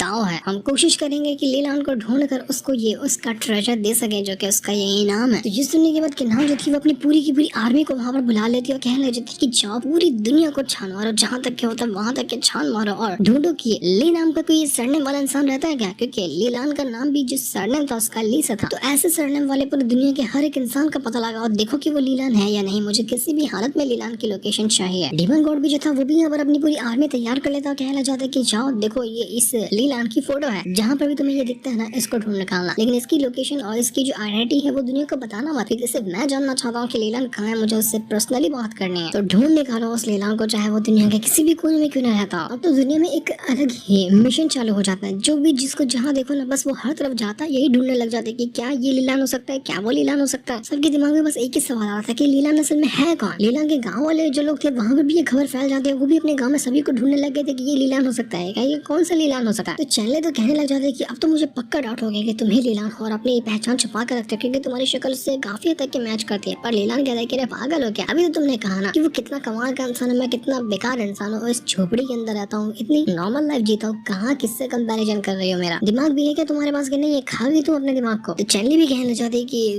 बात तो तुम्हारी सही है, लेकिन कोई बात नहीं, अगर लीलान जिंदा है ना तो मैं उसको ढूंढ निकालूंगी, चाहे वो दुनिया के किसी भी कोने में क्यों ना। लीलान अपने मन में सोच रहा था कि आखिर ये लड़की पिछले लाइफ के अंदर इतनी कमाल की कल्टीवेटर एम्पायर कैसे बन गई थी, इसको तो हम आराम से बेवकूफ बना सकते हैं, तो बहुत जल्दी बेवकूफ बन जाती है, कोई भी बात को ये मान लेती है। तभी लीलान को कुछ गड़बड़ी का एहसास होता है क्योंकि उसका रॉकेट जो था वो चमकने लग गया था। लीलान कहता है कि ये जो मेरा जेड है ना वो इससे पहले तब चमका था जब बहुत टाइम पहले मैं इतना ज्यादा स्ट्रॉन्ग भी नहीं बना था, तब जाकर इस जेड पेंडेंट ने जो मेरा रॉकेट है उसने मुझे अपने स्पेशल वर्ल्ड के अंदर लेके गया, वहाँ पर मेरी बॉडी को, मेरी सोल को, सब कुछ को एकदम एकदम से अच्छे से रिफाइन किया, मानो कि उसने मुझे एक बार फिर से जन्म दे दिया। उसके बाद तो मेरा शरीर ऐसा हो गया कि मैंने अपने कल्टीवेशन के बारे में पीछे मुड़कर देखा ही नहीं और हर लेवल ब्रेक थ्रू करने में मुझे आसानी हुई। तो अब यहाँ पे मेरे लॉकेट के चमकने का क्या मतलब हो सकता है? ये लॉकेट मेरे पेरेंट्स की आखिरी निशानी है जो उन्होंने ये मुझे दिया था और कहा था कि हमेशा मुझे इसको अपने पास रखना है। मेरे पेरेंट्स तो अब नहीं है, सिर्फ उनकी यादों के हिसाब से ये लॉकेट मेरे पास है। क्या पता वो मुझे याद करेंगे, इस वजह से ये लॉकेट चमक रहा है, लेकिन इसके चमकने का मतलब क्या है मैं अभी भी नहीं जान पा रहा। लीलान कहना चाहता है कि मैंने जितना अब इस दुनिया को देखा है ना, जब पहले के टाइम पे हुआ करता था, जब मैंने खुद को अपने आप को स्ट्रॉन्ग बनाया था, तो उस टाइम ज्यादातर कल्टीवेटर नहीं थे। जितने भी थे उन लोगों को कल्टीवेशन में अपना ब्रेक थ्रू हासिल करने में काफी मेहनत करनी पड़ती थी। लेकिन अभी का जो टाइम चल रहा है ना, मुझे ऐसा लग रहा है कि इस टाइम पे और ज्यादा चीजें एडवांस हो गई है और लोग जल्दी जल्दी अपनी कल्टीवेशन करने लग गए। तो हो सकता है कि कभी न कभी कोई ऐसा दिन आ जाए जो मेरे बराबर का बंदा यहाँ पर पैदा हो, क्योंकि वो मेहनत करके कितना भी कोशिश क्यों ना कर ले, मेरे बराबर नहीं आ सकता। लेकिन हाँ, अगर वो कुछ खास टैलेंट के साथ ही पैदा हुआ हो तो हो सकता है कि फ्यूचर में चलकर वो मेरी बराबरी कर लेगा। लेकिन मुझे उससे फर्क नहीं पड़ता, जब तक कि मैं जिंदा हूँ तब तक कि मैं नंबर 1 रैंकिंग पे ही रहूंगा। मेरी ये रैंकिंग कोई छीन नहीं सकता। देखता हूँ कि आखिर वो कौन इंसान हो सकता है जो मेरे जैसा स्ट्रॉन्ग पैदा हो। तभी वहाँ पर वो बच्चे भी आ जाते हैं जिनको लीलान ट्रेनिंग दिया करता है। वो कुछ सब्जियां लेकर आए थे और कहना चाहते लीलान से कि मास्टर मास्टर देखिए, हमारे पेरेंट्स ने आपके लिए सब्जियां भेजी है, ये सारी आपकी फेवरेट सब्जी है। तो ये देखकर लीलान खुश आता है और चैनली से कहना चाहते हैं कि लो और जाकर इसको टेस्टी खाना बना देना इसका। तो चैनली भी ये काम करने के लिए चली जाती है और इसके बाद लीलान बच्चों से कहना चाहते हैं कि चलो अब मुझे तुम दिखाओ कि तुमने कितनी मेहनत की और कितनी प्रैक्टिस की है। जो मैंने तुम लोगों को सिखाने की कोशिश की थी, क्या तुम लोग अच्छे से सीख गए? तो उसको परफॉर्म करके दिखाओ। तो जो बच्चे थे वो यहाँ पर अपनी पावर का इस्तेमाल करते हुए सब कुछ दिखाना शुरू कर देते हैं कि हमने कितनी प्रैक्टिस की है और आपने जो सिखाया था हमने उसको किस तरह से सीखा है। तो ये देखकर लीलान जो था वो काफी ज्यादा खुश रहते कि चलो बच्चों ने काफी अच्छे से मेहनत की है। और उनमें से जो छोटी बच्ची थी उसके पास एक खास तरह की डिवाइन बॉडी होती है। लीलान कहते हैं कि इसकी डिवाइन बॉडी तो बहुत कमाल की, आगे चलकर ये अच्छी खासी स्ट्रॉन्ग कल्टीवेटर बन सकती है अगर ये अपनी मेहनत को कंटिन्यू रखे और मेहनत करती जाए तो। लेकिन चैनली तो अब यहाँ पर डिटेक्टिव बन चुकी थी, वो जासूसी वाला काम करने लग जाती है लीलान के ऊपर। एनी टाइम वो उसके ऊपर नजर रखती है, हर वो हरकत जो करता है उसके ऊपर नजर रखती है। और ये भी देखकर वो कहने लग जाती है कि अभी इसने इतनी जल्दी इस छोटी बच्ची को कितना कमाल का स्ट्रॉन्ग बना दिया है, उसको इतने अच्छे टेक्निक सिखाता है, ऐसी टेक्निक जो कि इस लेवल के बंदे कभी इस्तेमाल ही नहीं करते हैं। तो ये सारी चीजें मुझे एक ही तरफ इशारा करती है कि सच में लीलान ना वही पुराने वाले लीलान का ही रूप है। ये वही इंसान है जो 10,000 साल से यहाँ पर छुप कर रह रहा और किसी को भी अपने बारे में नहीं बताता। लेकिन उसको ये भी कंफर्म नहीं था, उसको कंफर्म करने के लिए कुछ न कुछ छोटे सबूत चाहिए, कुछ तो चाहिए। और शक तो उसका बिल्कुल सही निशाने पे जा रहा था। वो बच्ची देखते देखते अपने बॉडी रिफाइनमेंट लैम्प जो होता है ना उसको ब्रेक थ्रू कर लेती है। और ये करते साथ उसको अच्छा भी लगता, उसको तकलीफ भी हो रही थी कि बच्ची तो थी एकदम छोटी सी और इतनी ज्यादा खतरनाक लेवल को ब्रेक थ्रू करने की वजह से उसको तकलीफ होने लग गई थी। तो लीलान उसे कहता है कि फिक्र मत करो, मेरे पास एक खास तरह की बॉडी क्लींजिंग पिल है, इसको खा लो, इस वजह से तुम्हें अच्छा लगेगा और तुम ऐसे स्ट्रॉन्ग बनते जाओगे। देखो तकलीफ होगी आगे आगे जितनी भी लेवल ब्रेक थ्रू करोगी तो, लेकिन तकलीफ से पीछे मत हटना, मेहनत करते जाना तभी जाकर तुम स्ट्रॉन्ग बन पाओगे। तो सारा नजारा देखकर चैनली तो एकदम परेशान हो जाती है कि यार ये बच्चे इतना जल्दी जल्दी ब्रेक थ्रू कर रहे हैं, अपने सारी पावर को हासिल कर पा रहे हैं। मैं कितने टाइम से यहाँ पर बैठी हूँ लेकिन ढंग से ब्रेक थ्रू करके अपनी पुराने लाइफ की पावर को गेन नहीं कर पाए, तो नई पावर कहाँ से गेन कर पाओगे? मेरे ख्याल में मुझे लगता है कि मुझे लीलान से मदद मांगनी चाहिए अपना ब्रेक थ्रू करने में, अपने आप को स्ट्रॉन्ग बनाने में, क्योंकि अगर वो मेरी मदद नहीं करता ना तो लगता है मुझे सालों साल लग जाएंगे अपनी पावर को वापस हासिल करने में। लेकिन मुझे डर है कि मैं उसको क्या कहकर बोलूंगी कि वो मुझे क्या सिखाए। उसको तो नहीं पता कि मैं पिछले लाइफ एक एम्प्रेस हुआ करती थी, तो वो मुझे सिखाएगा या नहीं सिखाएगा मुझे ये भी नहीं पता। लेकिन चैनली से बर्दाश्त नहीं होता, इस वजह से वो चली जाती है लीलान के पास और कहने लग जाती है कि तुमने अभी ये बच्चों को पिल दी है ना, क्या तुम्हारे पास वैसी ऐसी पिल और है क्या, तुम मुझे वो दे सकते हो? तो लीलान कहता है कि नहीं मैं नहीं दूंगा तुमको, मेरे पास है तो पिल, लेकिन मैं तुमको क्यों दूं, क्योंकि तुम सिर्फ मेरे लिए खाना बनाती हो और क्या करती हो। तो ये सुनकर चैनली कहने लग जाती है कि मैं और भी तुम्हारे लिए काम कर दूंगी, तुम्हारे लिए कपड़े धो दूंगी, तुम्हारे घर को साफ कर दूंगी, तुम और भी जो काम करोगे मैं सब कर दूंगी, लेकिन उसके बदले मुझे 2-3 पिल तो दे दो, मुझे उनकी बहुत ज्यादा जरूरत है, मुझे अपने आप को भी स्ट्रॉन्ग बनाना है और मेहनत करनी है। तभी वहाँ पर एक बंदा भागते हुए आता है और यहाँ पर आकर लीलान को ये बताने लग जाते कि मास्टर अनर्थ हो गया, गाँव की एक महिला को कुछ बदमाश बंदे उठाने के लिए आ रहे हैं। वो महिला वही छोटी बच्ची की माँ है जो कि आपके पास से ट्रेनिंग लेती है, तो आप प्लीज उसको जाकर उस बच्ची की माँ को बचा लीजिए। तो ये सुनकर लीलान भड़क जाता है कि आखिर ये करने की किसके अंदर हिम्मत आ गई। चैनली कहती है लीलान से कि तुम्हें कहीं जाने की जरूरत नहीं है, मैंने अभी काफी हद तक प्रैक्टिस की है ना, मैं जाती हूँ और उन बदमाशों को सबक सिखा कर आती हूँ। अगर सबक सिखा दी मैंने ना उन लोगों को तो उसके बदले तुम मुझे वो पिल देना। तो लीलान कहता है कि ठीक है, पहले जाओ जरा देखो तो उन बदमाशों को तुम सबक सिखा पाती हो या नहीं सिखा पाती है, फिर मुझे भी तुम्हारी मदद करने के लिए आना पड़ेगा। तो चैनली भी कहने लग जाती है कि उसकी फिक्र करने की जरूरत नहीं है, मैं सब संभाल लूंगी। इसके बाद हम उन बदमाशों को देख पाते हैं जो कि यही के सेक्ट वाले थे और वहाँ पर उनका एक सीनियर ब्रदर भी होता है जो कि अपने साथियों से कहता है कि जाओ और इस लड़की को उठा लो। तो वो जो बच्ची की माँ थी वो अपनी बच्ची को बचाने की कोशिश करती है, कहती है कि मेरी बच्ची को कुछ मत करना, लेकिन वो लोग नहीं सुनते और सीधा उसकी माँ के ऊपर अटैक देकर मार देते हैं। लेकिन ये देखकर वो छोटी बच्ची बहुत ज्यादा भड़क चुकी थी और वो सीधा अपनी पावर का इस्तेमाल करती हुए बदमाशों के ऊपर अटैक करना शुरू कर देती है। तो ये देखकर वो सारे बदमाश हैरान हो जाते हैं कि अरे बाप रे, ये बच्ची 2-4-5 साल की भी ढंग से नहीं है और उसकी पावर तो देखो कितनी ज्यादा कमाल की हो गई है। इसको आके ट्रेनिंग देता कौन है, कौन इसको इतना जल्दी इतना स्ट्रॉन्ग बना कर रख दिया। तो सारे के सारे लोग अब यहाँ पर कहना चाहते हैं कि इस बच्ची को भी उठा लो, ये हमारा मेन टारगेट अब बन चुकी है, क्योंकि हमें ऐसा इंसान चाहिए जो बहुत ज्यादा एक्सट्रीमली टैलेंटेड हो। तो बच्ची को भी मत छोड़ना। तो जैसे वो लोग बच्ची को पकड़ने वाले थे, वहाँ पर चेन्नई लाकर पहुंच जाती है और अपनी पावर का इस्तेमाल करते हुए सभी के ऊपर अटैक देकर मारने लग गई थी। वो कहना चाहती है कि तुम लोगों को शर्म नहीं आती कि एक बच्ची का अपहरण करने की कोशिश करते हो, छोड़ूंगी नहीं मैं तुम लोगों को। तो ये देखकर सारे लोग परेशान कि अब ये लड़की कौन यहाँ पर आकर टपक गई, उसको पता नहीं कि हम कौन से सेक्ट से आते हैं और यहाँ पर हमारे सामने जो भी आवाज उठाने की कोशिश करता है किसको, उस इंसान को कितनी बुरी सजा दी जाती है। तो चेन्नई यहाँ पर एक ही अटैक देकर मारती है कि वो जो सीनियर बंदा था वो भी वहाँ पर बेहोश हो जाता है। जितने भी यहाँ पर बंदे थे उसके साथी वगैरह उन सभी की वो जान ले चुके थे। तब वहाँ पर एक ओल्ड मैन आता है और यहाँ पर आने के बाद वो कहने लग जाता है चेन्नई से कि तुम मुझे नॉर्मल लड़की नहीं लग रही हो, तुम्हें देखकर ऐसा लगता है कि तुम बॉडी रिफाइनमेंट के 6 या 7 लेवल पे होगी, उससे आगे बिल्कुल भी नहीं होगी। लेकिन तब भी उतने पे होने के बावजूद भी जितने भी यहाँ पर बंदे हैं तुमसे ज्यादा स्ट्रॉन्ग है और तुमने सबकी लाशें बिछा कर रख दी। ये कैसे किया तुमने? मुझे तो लग रहा है कि तुम्हारा जो पास्ट है ना कुछ ज्यादा ही मिस्टीरियस है। तुम बाहर से दिख रही हो नॉर्मल लड़की, लेकिन अंदर से तुम्हारे अंदर कुछ ना कुछ तो खास बात है। इसलिए वो सीधा यहाँ पर चेन्नई को ट्रैप कर लेता है कि ऐसी लड़की की तो मैं तलाश में था, मैं तुम्हें छोड़ने वाला नहीं हूँ। लेकिन जैसे उसने ये काम किया था कि तभी एक अजीब सा और आता है जो कि उस ओल्ड मैन के अंदर जाकर फंस जाता है, जिस वजह से ओल्ड मैन को अंदर से ऐसा लग रहा था कि उसके अंदर का सामान फट जाएगा। वो कहता है कि कौन है मेरे साथ ये हरकत कर रहा है, देखिए जो भी यहाँ पर है ना मुझसे गलती हो गई, मैं कभी भी इस लड़की को परेशान नहीं करूंगा। तब हम देख पाते कि वहाँ पर लीला आकर पहुंच चुका है। उसने अपने ऑरा का इस्तेमाल करते हुए उस बड़हू की वाट लगा दी थी। उसको पता था कि चेन्नई किसी न किसी मुसीबत में जरूर पड़ेगी, इसलिए उसको बचाने उसको आना ही पड़ेगा। और सही टाइम पे लीला आकर पहुंच गया। ओल्ड मैन यहाँ पर लीला से कहता है कि देखिए सीनियर, मुझसे गलती हो गई, मुझे नहीं पता था कि आपकी साथी है, मैं इसको कभी वापस से परेशान नहीं करूंगा, बस मेरी जान बख्श दीजिए, मुझे माफ कर दीजिए। पर लीला कहाँ किसी को माफ करता है, वो सीधा अपनी पावर का इस्तेमाल करते हुए बुढ़ऊ के अंदर का सामान ये फाड़ कर रख देता है। बाहर से तो वो सही सलामत था, लेकिन अंदर से वो पूरा खत्म हो चुका था। बड़ी पेनफुल डेथ दी थी यहाँ पर लीला ने उस बुढ़ऊ को। इसके बाद लीलान जो था वो कहने लग जाता है चेन्नई से कि चेन्नई तुम यहाँ पर रखो, सारे लोगों का ख्याल रखो, मुझे एक छोटा सा काम है, वो करके मैं 10 मिनट में वापस आ जाऊंगा। चेन्नई समझ चुकी थी कि ये अभी जा रहा है उसी सेक्ट से अंदर जहाँ सेक्ट से ये सीनियर ब्रदर आया था और उसने उस बच्ची की माँ का अपहरण करने की कोशिश की थी। लगता है कि ये जाने वाला पूरे के पूरे उस सेक्ट को बर्बाद करने के लिए। और सच में लीलान यही करता है। वो सोल रिफाइनिंग सेक्ट में आकर पहुंच चुका था, क्योंकि वो जो सीनियर ब्रदर था ना यहाँ पर आया था बच्ची का अपहरण करने के लिए, वो सोल रिफाइनिंग सेक्ट से आता है। और यहाँ पर आने के बाद जैसे लीलान आया था ना, वो पूरे के पूरे सेक्ट का जो ग्रेट फॉर्मेशन होता है जिससे वो अपने आप को प्रोटेक्ट करते थे, उसको फूंक मारते हुए फोड़ देता है। पूरा सेक्ट जो था वो एकदम टेंशन में आ चुका था कि ये क्या किया इसने, ये है कौन इंसान जिसने यहाँ पर आते साथ हमारे ग्रेट फॉर्मेशन को, जिसको तोड़ने की किसी के अंदर हिम्मत नहीं है, फूंक मारते हुए तोड़ चुका है। जिसके बाद वहाँ पर सोल रिफाइनिंग सेक्ट का एक मास्टर आता है। वो लीला से कहना चाहते कि तू है कौन, तेरी हिम्मत कैसी हुई जो तूने हमारा ये ग्रेट फॉर्मेशन डिस्ट्रॉय किया, तू कहाँ से आता, तेरा मतलब क्या है इसको डिस्ट्रॉय करने का। तो लीला ने कहता है कि देख वो सब तो मैं तुझे बताऊंगा नहीं, क्योंकि तुझे पता है कि मैं यहाँ पर क्यों आया। बस मैं तुझे इतना ऑफर देता हूँ क्योंकि मैं बहुत अच्छा इंसान हूँ, दिल का बहुत अच्छा होता, तुझे 2 चीज को ऑफर देता हूँ, एक नहीं दे रहा हूँ। ऑफर ये है कि तू अपने हाथों से अपनी जान ले ले या फिर मैं कुत्ते की मौत तुझे मारूं, बता दोनों में से कौन सा ऑफर तुझे पसंद आया। तो वो मास्टर भड़क जाता है कि तेरी हिम्मत कैसे हुई कि तूने यहाँ पर हमारे सेट के अंदर घुसकर हमारे कोई धमकी देने की कोशिश कर रहा है। तो ये सुनकर लीलान कहना चाहते कि मुझे पता चल गया कि तेरा कौन सा ऑफर तुझे पसंद आया, तुझे पसंद आया कि मैं कुत्ते की मौत तुझे अपने हाथों से मारूं, तो ठीक है अब मैं तेरी ये ख्वाहिश पूरी कर देता हूँ। लीलान तुरंत अपनी पावर का इस्तेमाल करता और सीधा ऐसा अटैक देकर मारता है कि वो जो सोल रिफाइनिंग सेट का मास्टर था उसके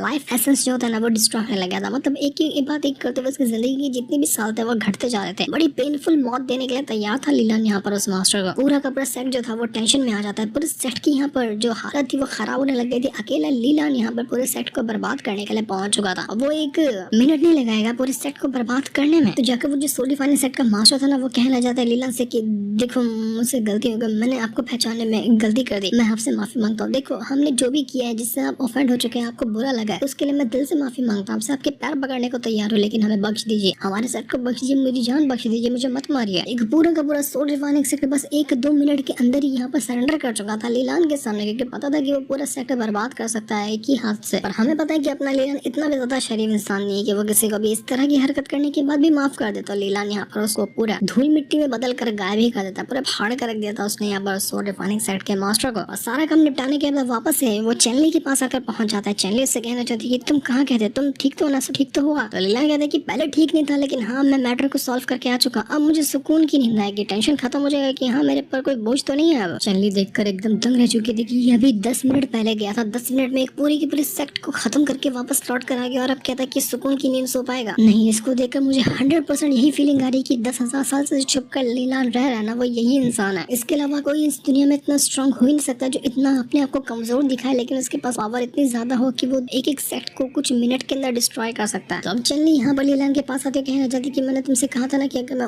उस बच्ची की मदद करने जाऊंगी तो तुम मुझे पिल दोगे, तो कहाँ है वो पिल। तो लीलान उसको पिल देते हुए कहता है कि ठीक है ये लो, मेरी तरफ से तुम्हारे लिए गिफ्ट है, तुमने अच्छा काम किया, मैंने तुम्हारे काम से इम्प्रेस हुआ, लेकिन अब ज्यादा खुश होने की जरूरत नहीं, जाओ जल्दी से खाना पकाओ, मुझे भूख लगी है। तो जब वो खाना पका कर लेकर आती है तो लीलान जो था वो चैनली से कहना चाहते कि ये जो टेबल पे फ्रूट रखे हैं ना, इनको खा लेना, मुझे पता है कि तुमने कुछ खाया नहीं था, तुम्हें भूख लगी होगी। तो यहाँ पर चैनली को लग रहा था कि आम फ्रूट है जो कि बस पेड़ से तोड़कर यहाँ पर लीलान ने रखे होंगे, लेकिन जैसे वो फ्रूट को खाती है ना, उसके अंदर से ऐसा ऑरा का भवंडर बाहर निकल कर आता है कि मानो अभी 10-15 लेवल को एक टाइम के अंदर ब्रेक थ्रू कर जाएगी, क्योंकि चैनली ने वहाँ पर नॉर्मल फ्रूट नहीं रखे थे, उसके अंदर अपनी स्पेशल एनर्जी को मर्ज किया था उसने। उसको पता था कि चैनली को ब्रेक थ्रू करने की बहुत जरूरत है, तो खास करके उसके लिए उसने वो फ्रूट वहाँ पर रखे थे। वो डायरेक्ट उसकी हेल्प नहीं किया, लेकिन इस तरह से उसने उसकी हेल्प जरूर कर दी। तो ये देखकर चैनली काफी ज्यादा खुश होती है, कहना चाहती है कि मैंने अपना सच में फाउंडेशन एस्टेब्लिशमेंट लेवल बस 1 मिनट के अंदर ब्रेक थ्रू कर लिया, जिसको ब्रेक थ्रू करने में मुझे कितनी ज्यादा दिक्कत आ रही थी, और ऐसा लग रहा है कि मैं भी यहाँ पर रुकूंगी नहीं, मैं एक के बाद एक करते हुए और भी कई सारे लेवल ब्रेक थ्रू कर जाऊंगी। ये सब लीलान की वजह से हो पाया, उसने सच में मेरी हेल्प की, वो बिना बताया और बिना मेरे से रिक्वेस्ट किए कि वो मेरी हेल्प करे, तब भी उसने मेरे लिए इतना कुछ कर दिया। सच में लीलान बहुत अच्छा इंसान है। वो यहाँ पर बैठे बैठे बहुत टाइम तक ब्रेक थ्रू करती है और वो बिल्कुल खुश थी कि चलो मेरा ब्रेक थ्रू हो गया। तो स्पेशल फूड खाने के बाद उस चैनली को भूख लगी थी, तो वो नॉर्मल खाना खाने के लिए आ रही होती है, लेकिन वो देख पाती है कि लीलान ने सारा का सारा खाना खा लिया है। लीलान उससे कहते हैं कि देखो अभी तुमने अपना ब्रेक थ्रू किया ना, तो ब्रेक थ्रू करने के बाद खाना खाने की जरूरत नहीं पड़ती है, बॉडी को खाली सुकून और आराम दिया जाता है। तो खाना खा क्या करोगे, जाओ जाके थोड़ा हाथ चलाओ और बर्तन धो दो, खाना तो मैंने पूरा खा लिया है, बाद में अपने लिए कुछ होना हो खाना हो तो पका लेना। चैनली का हैरान हो जाती है वो कि बाप रे, कि इंसानों की तरह खाना खाता है कि जानवरों की तरह खाना खाता है, एक बार पूरे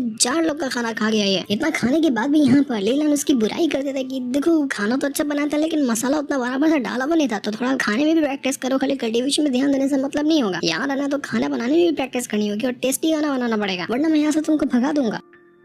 यहाँ पर वो चैनली कहना चाहती कि कोई भी इंसान क्यों ना हो, ये कितना भी गुस्से वाला क्यों ना हो, कितना भी यहाँ पर मेरी बेइज्जती क्यों ना करता हो, लेकिन ये सच में मेरी मदद करता है, ये बहुत अच्छा इंसान है। अगर मैंने अपनी पुरानी लाइफ की सारी पावर को रीगेन कर ली ना, तो मैं जरूर किसी न किसी तरह से लीलान का एहसान जरूर चुकाऊंगी, क्योंकि शायद ही उसके से इंसान मुझे दुनिया में कभी मिलने वाला है। मैं यहाँ पर ऐसे ही आ गई थी, लेकिन उसने मुझे यहाँ पर रखा, मेरे लिए इतनी ज्यादा हेल्प भी कर रहा है वो, तो ये तो एहसान मुझे उसका उतारना ही पड़ेगा। तो रात को यहाँ पर लीलान अकेले बैठा होता है, वो सोचने लग जाता है कि मैं अभी यहाँ पर गिनती लगा रहा हूँ कि अब तक कि मैं जब से पैदा हुआ तब से कितने लोगों को मारा होगा, लेकिन वो गिनती भी उसको याद ही नहीं थी। 1 लाख 2 लाख 3 लाख गिनती जाता है, उसको याद ही नहीं आ रहा था कितने लोगों को मारा। तो वो कहना चाहता है कि यार मैं इतना ज्यादा पावरफुल हूँ कि शायद ही मुझे याद है कि कभी किसी ने मुझे अच्छे से टक्कर दी होगी, मेरे टक्कर वाला कोई इंसान इस दुनिया में है ही नहीं। ऐसा तो लाइफ कितनी बोरिंग हो जाती है ना, कि जहाँ पर भी जहाँ अपने को पता है कि अपनी सबसे खतरनाक है और सामने वाले की औकात उसको दिखा सकता है, और तभी वहाँ पर एक बंदा आता है जो कि काफी मिस्टीरियस लगा था। लीलान उससे कहना चाहता है कि मुझे पता था कि तुम यहाँ पर जरूर आओगे, और जब मैं किसी के बारे में सोच रहा था कि जो मुझे टक्कर दे सका है वो उसका नाम लो, तुम यहाँ पर ना, ऐसा कैसे हो सकता है। लीलान उसे कहना चाहता है कि तुम तो इतने ज्यादा काबिल हो, तुम्हें भी तो मेरी तरह हेवनली एम्पायर बनना चाहिए था, लेकिन तुम खुद यहाँ पर अपने आप को इतना स्ट्रॉन्ग नहीं बनाते हो और एक नॉर्मल इमॉर्टल लाइफ जी रहे हो। जो सामने बंदा बैठा था उसका नाम था जुआनचन, और लीलान की बातों से ऐसा लग रहा था कि जुआनचन है तो बहुत ज्यादा काबिल और लीलान के बराबर का ही है, लेकिन वो कुछ ही खास कारण की वजह से अपने आप को इतना स्ट्रॉन्ग बनाया नहीं है, या फिर वो दुनिया को दिखाना नहीं चाहता कि वो है कितना ज्यादा कमाल का। तो जुआनचन कहना चाहता है कि लीलान देखो कुछ न कुछ तो यहाँ पर बहुत बड़ा होने वाला है, इतना बड़ा होने वाला है कि उसके लिए मुझे भी घबराहट से फील हो रही है कि हम भी अपने आप को उस चीज से नहीं बचा पाएंगे। तो लीलान कहता है कि तू अपने आप को बचा नहीं पाएगा, क्योंकि तूने खुद अपनी कल्टीवेशन में तो ध्यान नहीं दिया, लेकिन मेरे तो हर दुनिया की चीज छोटी है, मैं अपने आप को कैसे नहीं बचा पाऊंगा, मैं तो बचा लूंगा। और तुमको भी क्या डर रहा है, क्योंकि तुम तो हेवन में रहते हो, तो तुम्हारे पर कौन सा मुसीबत आने वाली है। तो ये सुनकर यहाँ पर वो जुआनचन जो था वो कहना चाहते कि देखो आज से करीब 10 दिन बाद ना एक बहुत ही खतरनाक एनर्जी ब्लास्ट होगा, वो बहुत ज्यादा खतरनाक होगा। तो लीलान कहते कि अगर ऐसा हुआ तो अच्छी बात है ना, कि एनर्जी ब्लास्ट होगा तो सारे लोगों को एनर्जी मिलेगी, लोग अपने पावर को और इंक्रीज कर लेंगे, तो इससे तो उनका फायदा ही है, नुकसान किसका क्या हो रहा है मुझे नहीं पता, मुझे समझ नहीं आ रहा है कि तुम क्या कह रहे हो। तो जुआनचन कहना चाहता है कि तुम्हें पता है यहाँ पर ना एंशिएंट एरा जो था वो एक बार फिर से रिवाइव होगा, ये स्पिरिचुअल एनर्जी एंशिएंट एरा को रिवाइव करेगी, वो टाइम जो कि 50,000 साल पहले का भी था। और अगर एंशिएंट एरा रिवाइव होता है ना, तो उस टाइम ऐसे कल्टीवेटर बाहर निकल कर आएंगे जो कि तुमसे भी ज्यादा स्ट्रॉन्ग होंगे, क्योंकि तुमने तो अपनी रैंकिंग को पिछले 50,000 साल में नंबर 1 की लिया है ना। 50,000 साल पहले से भी लोग यहाँ पर लोग थे जो तुमसे ज्यादा स्ट्रॉन्ग थे, और अगर वो लोग जिंदा हो गए ना, तो फिर देखना दुनिया दुनिया में कौन सी तबाही आएगी। इसी चीज का डर है कि इससे तुमको भी नुकसान हो सकता है और मेरे को यानी कि हमारे हेवन को भी नुकसान हो सकता है कि अगर पुराने लोग एक बार फिर से जिंदा हो गए तो दिक्कत बहुत बढ़ने वाली है। तो लीलान कहता है कि यार मैंने कौन सा पुराने लोगों से दुश्मनी पाल रखी है, वो मेरा क्या बिगाड़ लेंगे, मैं तो अपना नॉर्मल लाइफ जीता, मुझे किसी चीज से कोई मतलब नहीं है। तो स्वान जैन कहना चाहते हैं कि तुम मेरी बात को ढंग से समझते हो क्या, तुम इतने ज्यादा एरोगेंट क्यों हो, तुम्हें पहले बात समझनी चाहिए कि मैं कहना क्या चाह रहा हूँ। देखो ये सिचुएशन कोई नॉर्मल सिचुएशन नहीं है कि तुम ऐसे अपनी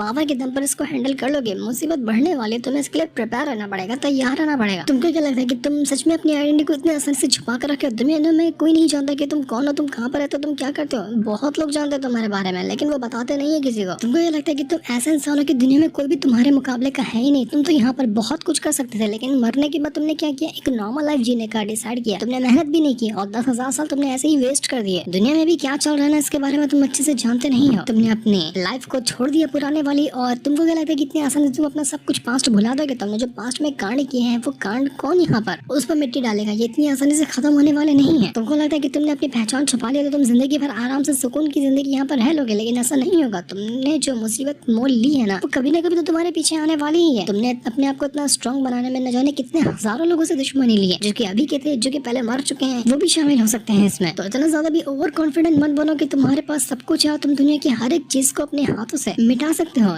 तुम अभी दुनिया देखी का है, अभी बहुत कुछ तुम्हें और देखना बाकी है। तुम्हारी जो ब्लड लाइन है ना वो बहुत ज्यादा मिस्ट्रीज है। दुनिया में ऐसे कुछ लोग हैं जो कि तुम्हारी ब्लड लाइन के पीछे पड़े हुए हैं। जरूरी नहीं कि हेवनली लिस्ट के अंदर जिसका नाम आ गया बस वही दुनिया के स्ट्रॉन्ग बंदे हो। कुछ ऐसे बंदे भी हैं जो अपने पावर को सप्रेस करके रख सकते हैं और दुनिया को नहीं लगेगा कि वो स्ट्रॉन्ग है लेकिन सच में वो स्ट्रॉन्ग होते हैं। इसलिए मेरी बात समझो कि तुम्हारे पर मुसीबत मंडला रही है, तुम इतनी शांति से सुकून से यहाँ पर नहीं बैठ सकते। तुम कोई नॉर्मल इंसान नहीं हो जो नॉर्मल लाइफ जी लोगे। तुम्हें मैदान में अब उतरना पड़ेगा क्योंकि तुम्हारे लिए मुसीबत बढ़ेगी। फिर तुम्हें तो अपने खुद पेरेंट्स के बारे में नहीं पता कि तुम्हारे पेरेंट्स कैसे थे। मैं बताता हूँ तुमको तुम्हारे पेरेंट्स के बारे में। तुम्हारे फादर जो थे ना वो एक एम्परर हुआ करते थे अपने टाइम के, और तुम्हारी माँ जो थी वो एक मॉडल इंसान थी जो कि नॉर्मल इंसान होते हैं। और एक मॉडल और एम्परर का जो ब्लड फ्यूजन हुआ ना तो उसके बाद उसने जन्म दिया तुम जैसे इंसान को। लेकिन लीला ने कहता है कि तुम मेरे बारे में जानता नहीं है, मैं अपने बारे में बहुत कुछ जानता हूँ। मेरी ब्लड लाइन जानता हूँ कि बहुत ज्यादा कमाल की है, लेकिन इस ब्लड लाइन में बहुत सारे दुश्मन भी बना कर रखे हैं। लेकिन मेरे जन्म में जितने भी लोग हैं ना मैं उनको आसानी से हरा सकता हूँ। लेकिन वो जुबान चंद कहना चाहता है कि जो दुश्मन है वो तुम्हारे दुश्मन नहीं है बल्कि तुम्हारी ब्लड लाइन के दुश्मन है। तुम कह रहे हो ना कि तुम्हारी आखिर किससे क्या दुश्मनी है जो तुम्हें कोई मारने के लायक है, लेकिन नहीं, तुमसे नहीं बल्कि तुम्हारी ब्लड लाइन से दुश्मनी है। वो तुम्हारे फादर के दुश्मन होंगे जिन्होंने तुम्हारे फादर को मारा था।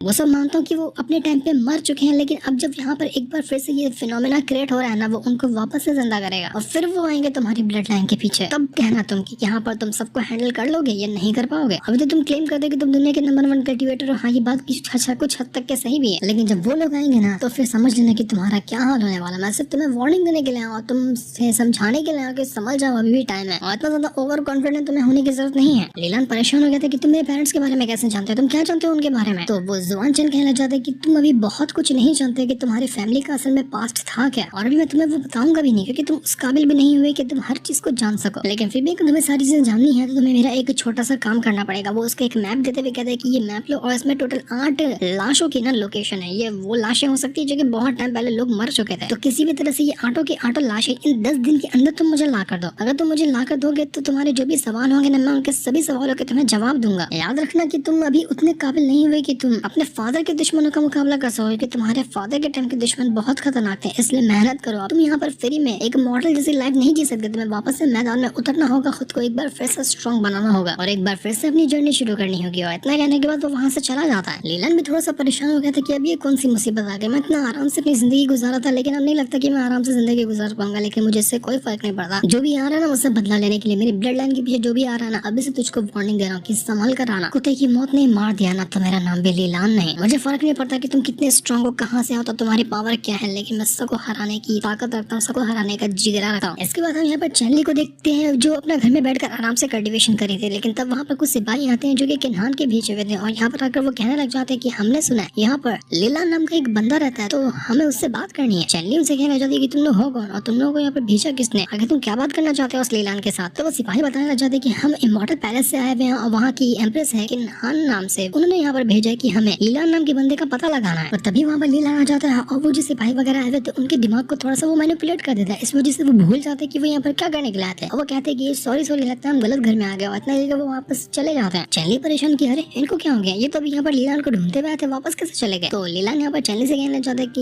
ये लोग तो किसी इमॉर्टल पैलेस से आए ना, वहाँ पर ज्यादातर लड़कियां रहती है, तो वो लोग मेरे को क्या के लिए ढूंढने के लिए, उनको गलत फहमी हो गई इसलिए ट्रेन चले गए होंगे। तो इनकी बात पे इतना ध्यान मत दो, तुमने वैसे कल्टीवेशन की क्या ढंग से, क्योंकि तुमको देख कर लग रहा है कि तुम आराम से अपना गोल्डन कोर रैंक पे तो पहुंच चुकी हो। तो चैनली कहती है हाँ तुमने सही कहा, तुमने जो फ्रूट मुझे दिया था ना वो बहुत ज्यादा कमाल किया, वो मेरी जल्दी जल्दी ब्रेक थ्रू करने में हेल्प कर रहा है और उसके जरिए मैं बहुत आसानी से अपना ब्रेक थ्रू करते हुए जा रही हूँ। तो लीलान उसको यहाँ पर एक और खास तरह की पिल देता है और कहने लग जाता है कि अपने आप को और ज्यादा स्ट्रॉन्ग बनाने की कोशिश करो, क्योंकि बहुत जल्दी दुनिया बदलने वाली है, कुछ ऐसा होगा जो कि बहुत खतरनाक होगा। क्योंकि लीलान को पता था कि 10 दिन बाद एंशिएंट एरा वापस से रिवाइव होगा, पुराने दुश्मन एक बार फिर से लौट कर आएंगे, तो वो दुनिया का क्या हाल करेंगे इसके बारे में कोई नहीं जानता। इस वजह से वो चैनली को भी अपने आप को स्ट्रॉन्ग बनाने के लिए कह रहा था ताकि उस मुसीबत में वो अपने आप को प्रोटेक्ट कर पाए। तभी लीलान को एकदम अजीब सी आवाज आती है, वो आवाज इतनी ज्यादा डेंजरस थी कि मानो यहाँ पर लीलान को भी तकलीफ होने लगी थी, उसको समझ नहीं आता कि आखिर ये आवाज आ कहाँ से रही है। चैनली तो बिल्कुल पागल ही हो जाती है, वो कहती है अगर मैंने थोड़ी देर और ये आवाज सुन ली ना तो लगता है मैं मर जाऊंगी। लीलान समझ चुका था कि आवाज कहाँ से आ रही है, वो भागते हुए जाता है एक माउंटेन के पास और माउंटेन के अंदर जो एक गुफा होती है वो उसके अंदर आकर पहुंच जाता है। और हम यहाँ पर देख पाते हैं कि यहाँ पर एक अजूर ड्रैगन मौजूद है, जो ड्रैगन कोई और नहीं बल्कि लीलान का पालतू पेट हुआ करता था 10,000 साल पहले। जब लीलान एकदम स्ट्रॉन्ग था ना, दुनिया को दिखाया था कि वो मैं कितना ज्यादा स्ट्रॉन्ग हूँ, तो उस टाइम उसका ये पालतू पेट था। लेकिन 10,000 साल से यहाँ पर रखा हुआ है ना, तो किसी ने उसको यहाँ पर पहचान लिया, किसी ने उसको ढूंढ लिया और ढूंढने के बाद उसको ट्रैप कर दिया। लीलान एकदम परेशान हो चुका था कि यार तुमको क्या हुआ, तुमको किसने यहाँ पर ट्रैप करके रख दिया, ना तुमको यहाँ पर संभाल के रखा था। लीलान चेक करता तो उसको पता चलता है कि यहाँ पर किस तरह का रिस्ट्रिक्शन फॉर्मेशन लगा कर रखा है, जिसने भी इसको यहाँ पर ट्रैप किया ना उसने ये फॉर्मेशन लगा दिया ताकि ये ड्रैगन यहाँ से भाग ना सके। अजूर ड्रैगन लीलान से कहता है कि लीलान तुम वापस से लौट कर आ गए, मैं न जाने कितने सालों से तुम्हारा इंतजार कर रहा था, मैंने अपनी पूरी जान लगाकर तुम्हें यहाँ पर पुकार कर बुलाया है, क्योंकि अगर तुम यहाँ पर नहीं आते तो शायद मैं बच भी नहीं पाता, मैं मर जाता। अजूर ड्रैगन जो था यहाँ पर लीलान को ये खास बात भी बताता है कि तुम्हारे पास वो जो लॉकेट है ना जो चमकता है, ये असल में तुम्हारे पेरेंट्स का था और तुम्हारे पेरेंट्स को ये लॉकेट किसी और ने नहीं बल्कि मैंने ही दिया था, क्योंकि मैं तुम्हारा पेट ऐसे नहीं बना, मैं तुम्हारा पेट बना था तुम्हारे पेरेंट्स की वजह से, क्योंकि तुम्हारे पेरेंट्स ने मेरी जान बचाई थी। ये कोई ऐसा मामूली ऐसा पेट जेट पेंडेंट नहीं है, इतनी कमाल की चीज है कि अगर तुम्हारे साथ रिलेटेड कोई भी आसपास कुछ हो या फिर कोई खतरनाक टेक्निक या मैजिक वगैरह क्यों ना हो, ये आसानी से उसको डिटेक्ट कर लेता है। वो जो अजूर ड्रैगन था वो यहाँ पर लीलान को उसके फादर की सच्चाई बताता है कि तुम्हारे फादर ना प्रिंस हुआ करते थे तुम्हारे पूरे के पूरे क्लान के, और उनके पास इतनी ताकत थी कि वो पूरी एटर्निटी के लिए पूरी की पूरी दुनिया को अपने मुट्ठी में ले सकते थे। लेकिन दिक्कत क्या हुई कि उनको प्यार हुआ एक मॉडल इंसान से जो कि तुम्हारी माँ थी। जब उनके सेक्ट को इसके बारे में पता चला ना कि वो एक मॉडल इंसान से प्यार करने लग गए हैं, तो पूरा का पूरा सेक्ट उनके खिलाफ हो गया और उन लोगों ने ही यहाँ पर तुम्हारे फादर के खिलाफ साजिश रच दी कि वो तुम्हारे फादर को मार डालेंगे, क्योंकि तुम डिजर्व ही नहीं करते हो अगले राजा बनने के, यानी कि तुम्हारे फादर। तो इसलिए उन लोगों ने मिलकर तुम्हारे फादर को मार दिया और तुम्हारे क्लान की जिम्मेदारी किसी और को मिल गई। इस दुनिया में तुम्हारा जो सबसे बड़ा दुश्मन है ना वो कोई और नहीं बल्कि तुम्हारा खुद का क्लान है। मुझे ये सारी बात इसलिए पता है कि तुम्हारे पैदा होने से भी हजारों साल पहले से मैं जिंदा हूँ और मैं जानबूझकर तुम्हारा पैड बना था ताकि तुम्हारी हिफाजत कर सको, तुम्हें प्रोटेक्ट कर सको हर खतरों से। तुम्हारे क्लान के बारे में मुझे बहुत सारी इन्फॉर्मेशन पता है। लीलान कहते हैं कि वो सब छोड़ो, मुझे तुम्हें पहले यहाँ से बाहर निकलना होगा क्योंकि तुम बहुत ज्यादा कमजोर हो जाएगा, तुम्हारी जान जा सकती है। तो लीलान पूरी ताकत का इस्तेमाल करता है, वो उस अजूर ड्रैगन को बाहर निकालने की कोशिश करता है, लेकिन दिक्कत ये हो जाती है कि वो बाहर निकल कर आ ही नहीं पा रहा था। इसके ऊपर जो सील लगे हुए थे वो बहुत ज्यादा स्ट्रॉन्ग थे और लीलान की स्वॉर्ड भी उस पर काम नहीं कर पाई थी। अजूर ड्रैगन कहता है कि छोड़ दो उसको लीलान, तुम मेहनत नहीं कर पाओगे, तुम मेहनत कर भी लोगे ना तब भी यहाँ पर तुम इसको नहीं तोड़ सकते, मैं नहीं आजाद हो पाऊंगा, क्योंकि ये जो सील मेरे ऊपर लगा वो किसी इंसान ने नहीं लगाया, ये उन्हीं एंशिएंट एम्परर की पावर ने मुझ पर ये सील लगाया है जो कि तुम्हारे और तुम्हारे क्लान के दुश्मन हुआ करते थे। और एक हेवनली दाव जो होता है ना वो भी यहाँ पर इस सील को ब्रेक नहीं कर सकता, इतना ज्यादा सील खतरनाक है ये। तो बोल जाओ कि मैं कभी आजाद होने वाला हूँ, तुम जाओ और अपने आप को प्रोटेक्ट करो अपने दुश्मनों से, क्योंकि तुम्हारे पर खतरा मंडला रहा है। लीलान कहता है कि मुझे बस उसका नाम बताओ कि आखिर किसने तुम्हें यहाँ पर ट्रैप किया, वो मेरा दुश्मन हो मेरे क्लान का हो कोई भी हो मुझे फर्क नहीं पड़ता, मुझे बस उसका नाम जानना है। तो वो अजूर ड्रैगन कहता है कि तुम सही कह रहे हो, तुम्हारे ही क्लान का वो एक बंदा है, जब तुम्हारे फादर को मारा गया था उनकी सोल को डिस्ट्रॉय किया था तो उसी टाइम जाकर मुझे यहाँ पर सील करने की कोशिश की थी, लेकिन मैं तुम्हारे साथ रहते हुए इतने टाइम से बचा रहा, लेकिन जब तुम मुझे छोड़ के गए तो उसकी बात वो जो सील उस टाइम से मेरे ऊपर मंडला रहा था उसने काम कर दिया और उसने मुझे यहाँ पर ट्रैप कर दिया। अगर तुम मुझे छोड़कर नहीं जाते तो शायद मैं कभी यहाँ पर ट्रैप नहीं हुआ था और अब यही मेरी कब्र बन चुकी है जहाँ पर मैं कुछ टाइम के अंदर धीरे धीरे करते हुए मर जाऊंगा। लेकिन लीलान कहता है कि फिक्र करने की तुम्हें जरूरत नहीं, मैं हूँ ना यहाँ पर, मैं तुम्हें किसी भी तरह से बचा कर रहूंगा, ये वादा करता हूँ तुमसे। बहुत जल्दी वो टाइम आएगा जब मैं तुम्हें यहाँ से बाहर निकालूंगा, तुम्हें किसी चीज की फिक्र करने की जरूरत नहीं, मैं हूँ ना यहाँ पर, मैं सब कुछ ठीक कर दूंगा। तो अजूर ड्रैगन कहता है कि तुम्हें जो भी करना है ना 10 दिन के अंदर करना, क्योंकि 10 दिन से ज्यादा मुझे लगता है कि मेरे पास टाइम बचा है, उसके पहले मैं मर जाऊंगा। तो तुम्हें बेस्ट ऑफ लक है, उम्मीद है कि जो तुमने कहा है तुम वो कर लोगे, क्योंकि मेरा सिर्फ एक ही सपना है कि मैं मरने से पहले एक बार पूरी दुनिया को वापस से देखना चाहता हूँ। मैंने कितने साल गुजार दिए हैं इस एक गुफा के अंदर, मैं अब यहाँ पर और नहीं रहना चाहता, मुझे बस एक बार धूप देखनी है, एक बार आसमान को देखना है। तो लीलान के पास वहाँ पर एक अजीब सा एक इंसेंस ब्लड ड्रॉप होता है, वो कितना कमाल का एसेंस है जिसके बारे में हिसाब नहीं लगाया जा सकता। अगर यहाँ पर इस ब्लड एसेंस का इस्तेमाल लीलान खुद कर ले तो वो अपनी कल्टीवेशन को और बूस्ट कर सकता है और वो खुद को और ज्यादा स्ट्रॉन्ग बना सकता है। लेकिन लीलान यहाँ पर इस चीज का इस्तेमाल उस अज़ूर ड्रैगन के लिए करना चाह रहा था ताकि उसकी जो जिंदगी खत्म हो रही है, उसकी पावर खत्म हो रही है, उसको रिकवर कर सके। अज़ूर ड्रैगन कहता है कि तुम सच में यहाँ पर मेरे लिए ये करना चाहते हो, ये बहुत ही कमाल का ब्लड एसेंस, ये तुम्हारे काम आएगा, तुम इसका इस्तेमाल मुझ पर करके वेस्ट मत करो। लेकिन लीलान कहता है कि मुझे इसकी कोई जरूरत नहीं है, मैं खुद अपने आप को और ज्यादा स्ट्रॉन्ग बना सकता हूँ दूसरा तरीका इस्तेमाल करते हुए, लेकिन अभी इसकी सबसे ज्यादा जरूरत तुम्हें है। इसलिए लीलान वो ब्लड एसेंस को डाल देता है उस अज़ूर ड्रैगन के अंदर, जिस वजह से अज़ूर ड्रैगन को काफी अच्छा लगता है, वो थोड़ी अपनी पावर को रीगेन करने लग गया था। लीलान खुशी हो रही थी कि तभी बाहर से कुछ लोगों की आवाज आती है, वो कहना चाहते हैं कि जो भी अंदर इंसान है ना वो बचेगा नहीं, हम उसको खत्म करने के लिए आए, ये जगह तुम्हारी नहीं, तुम यहाँ पर आए तो आए कैसे। लेकिन वो लोग थे कौन, यहाँ पर लीलान के साथ क्या करने के लिए आए थे, वो तो अभी हमें नहीं दिखाया जाता, वो हमें पता चलेगा नेक्स्ट एपिसोड के अंदर। उम्मीद है ये सीरीज आपको पसंद आ रही होगी, अगर आपको पसंद आई तो आप नेक्स्ट एपिसोड लिख सकते हैं, मैं इसका नेक्स्ट पार्ट जरूर लेकर आऊंगा। तब तक के लिए थैंक्स फॉर वॉचिंग।